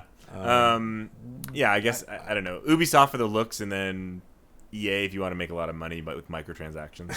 Yeah. But I want to talk about this. There's no winner. Game. I know what you're gonna say. Just tell me about it. It looks terrible. Babylon's Fall. Yes. It looks so bad. Isn't this based on a failed TV pilot from the 90s? I'm just kidding. I don't know, but what I want to say is if anyone saw the gameplay of it the last time it was shown, it looked freaking good. It looked cool. And it went like it almost looks like they completely erased all the things they did in the first time they showed the gameplay and made everything worse and did the complete opposite. Like it's a platinum game, so it looks like it's going to be kind of those. Oh, it's platinum? Yeah. Oh, I didn't know that. That's what I mean. People are literally saying, "Oh, it looks like Platinum has really dropped the ball on this one," because again, it looked really good in the first gameplay showing. It looked like kind of those, again, Bayonetta, Devil May Cry, kind of fast actiony games. And this time it came out, it was an online RPG, slower paced. Looks more like Godfall. It's just completely opposite of what I think people expected it to be last time they showed it. It looks terrible. It looks so bad. And this is a PS4 or 5 exclusive, right? It's not. I think it's not coming to Xbox. Oh, I don't know about that, but I can't believe Platinum went backwards from what they first showed into this, and it just looks awful. Like I think this game is gonna plummet. It's not gonna sell at all. I think it's a complete failure in every single way, and I worry about how this game's going to go. Platinum, right? Yeah, like what happened here? Yeah, no kidding. Like again, you should really, if you haven't, listeners or you, Peter, if you haven't checked out any gameplay snippets of Babylon's Fall before this, you should, because it just looks way cooler and way better, and now it just looks like this janky co-op online mess. So yeah, I really don't. Okay, I'm opening up the teaser trailer. I'm watching it right now. Yeah, it looks a lot more fluid. Like the frame rate looks better, and it looks a lot better. It looks like a single player. Yeah, and it's got like more of a distinct style to it. Yeah, wow. Mm-hmm. I mean, it doesn't look amazing. It kind of still looks like a little bit not as good as Bayonetta type of game, but for sure. Wow, and that was 2 years ago. I'm looking at this, 2019, December 10th. Yeah. So that's a year and a half ago. It looked better than it does now. Wow. What I worry about Platinum Games because they really haven't been on fire in a while, have they? No, I totally agree. I liked Astral Chain, but I mean, didn't they make Nier Automata and the new one, the Nier? Yeah, I gotta play Nier Automata. It's okay. That's on my list. I'm not I know you love Bayonetta. I'm not the biggest fan of Platinum in general. I think they've made some good games, but I actually think they're quite rough around the edges in a lot of ways, and I think a lot of their games feel a little redundant upon each other. Even though they're different franchises, different games, they all just kind of feel the same. I'm not. I know what you mean. It's like based on the same fighting engine. They're like they have one fighting engine that and all like games you'll play when you play Nier Automata, you'll notice that like after like 2 or 3 hours, you're like, oh, this game's cool, but like that's all that game is. Like it's just the same. There really isn't much more to it if you don't click the story at least. So I don't hate Platinum or anything. I buy and probably play most of their games, but they're not highly regarded to me. They're not like a developer I get excited by very often. Interesting. Well, I'm still really excited for Bayonetta 3, and I hope we see it. Yeah, me too. Bayonetta for sure. Okay, well, we've had a long episode, but I still want to hear about what you've been playing, because I want to hear about Ratchet and Clank. Yeah, so Ratchet and Clank, I got it. I took the day off of work to play it. Okay, so you beaten it? You beaten it now? I actually have beaten it. You're sick. I beat it. You're sick. I beaten it today. Well, hear me out for a second. It's a very short game. I've almost platinumed the game, 100%ed it. So platinum, you mean the platinum on the trophies? Yes, and but I really have not played that long. I played probably 12 hours. Wow. It's not a long game, but the words I use to describe it are, it's a tight 10. And the way I explain that is, it's about 10 hours, but every second of that is such good gameplay. It feels good to play the entire way through. And to be totally honest, Ratchet and Clank, it's not like it has gameplay that will tie you on for a 30-hour game. It does get, it's like you're holding R2 and jumping around and shooting people. I think 10 hours is like the perfect time. It never, you keep getting new weapons, and then it's always fun, and then it's over. It's more or less linear too, right? Yeah, it's quite linear. I mean, there's a bit more open maps, and sometimes there's a side quest, and you can pick a planet once in a while to go to between, an option of 2 or 3. Yeah. But it's a tight 10, and I also think that I don't know if I would give it a 10 out of 10, but it's just really, really well made. Like, there's not a second of it where I go, this really wasn't fun, or this is annoying. And there's a lot they do with it. I think every gun feels good. I think, there's some flying sections that were really fun. There's an arena that's fun. The bosses are fun. It's a really good game. The one main criticism I have is the DualSense controller. Huh. Really? I thought that's what you meant by the guns feel good. I know. Well, it does. I mean feedback and just like variety. But I liked using the DualSense, and I liked using it in all the other games, including Ratchet and Clank. But this is the first time I've noticed that my hands, it was almost too hard to pull down the triggers at times. And, in other games, like Astrobot, having that kind of feedback for those short 1 or 2 minute little parts of the game are no problem. But when you're pressing R2 all the time in this game, and every time you're feeling resistance in a different way and different strength of it, I had fingers that were sore. Again, I was playing for a very extended period of time, but my fingers were getting sore. My wrist was getting sore from the same thing. Because you're pressing your index finger down. You're just pressing way harder than you normally do when playing games. And I don't know if you can build that up over time, but it's like a cool feeling. But it was almost too much resistance. I don't know if they can dial that, but I would have turned it down. I actually was playing, and there's a part of me that was like, I might disable this. Because it was getting to the point where it wasn't fun to pull the trigger. But if you disable it, does that mean you have to map it to a different? It's like a second click on the R2 button, right? I don't know. I think it's kind of like it works like you would in the PS4. Like if you pull it down a little bit, it does something. You pull it down more, it does something. Like I don't think that would be a big deal. I think some games you couldn't turn that off. Like I think Returnal. I haven't played it yet, but I think Returnal is quite strict on having 2 different kind of buttons there. With this game, I think you can turn it off in this game. I haven't actually checked. But yeah, so I've been in the game. I'm playing a second playthrough right now because you unlock a lot of more gun upgrades on your second playthrough.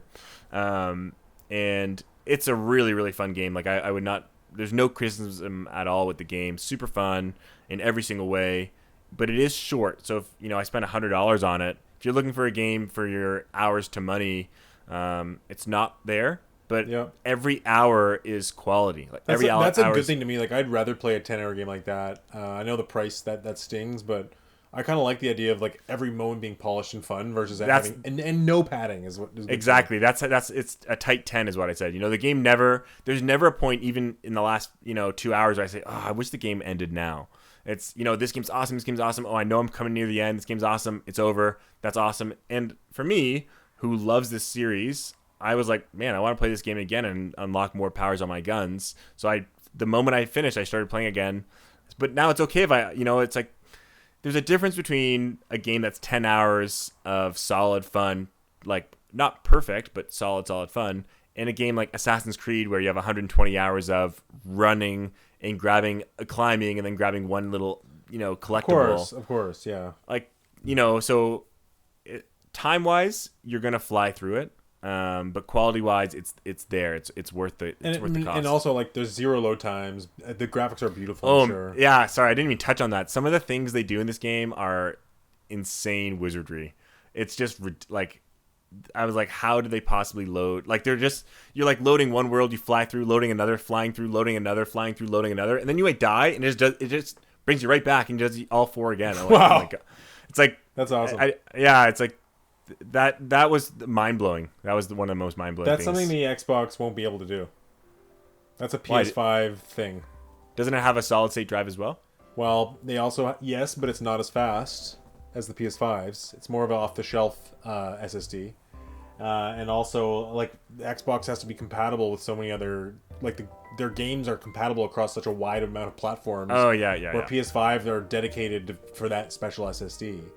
So even games like they tested Resident Evil 7, and Resident Evil 7 like had instant load times on PS5, and like kind of pretty short load times on Xbox Series X, but still load times. So yeah. Okay, well I guess that's pretty much it for today. I mean, I know there's Capcom and who else is tomorrow? Capcom and I can check real quick if you want me to. Sure. I know I'm not sure who it is, but yeah, give me 5 seconds. I'm kind of excited for Capcom's, although I'm mostly to see if they have that new Resident Evil game that they're going to announce for Switch. But that might be the same for Nintendo's Day. Like Take Two. We got Take Two. Okay, that could be exciting. Yeah. Okay. And then I don't know what the other is. LRG3, and then that's I don't know what. I'm just wondering if we have another podcast dedicated to non-Nintendo announcements, but. I think what we should do is do a Nintendo one, but have maybe 5 or 10 minutes at the start, just briefly go over those two. Yeah, but if people click on it, want to see Nintendo. Okay, we'll do it then we'll do them at the end. 5 or 10 minutes. I can live with that. Okay, cool. Well, to our listeners, thanks for listening. Please leave us a comment or let us know you're there. Yeah, and please stay tuned for Tuesday because we will have another podcast out on the Nintendo Direct for E3 2021. Yeah, stay tuned. Okay, Derek. Well, thanks for the chat. I will chat with you in a few days. All right, take care. How's it going? Bye. Bye.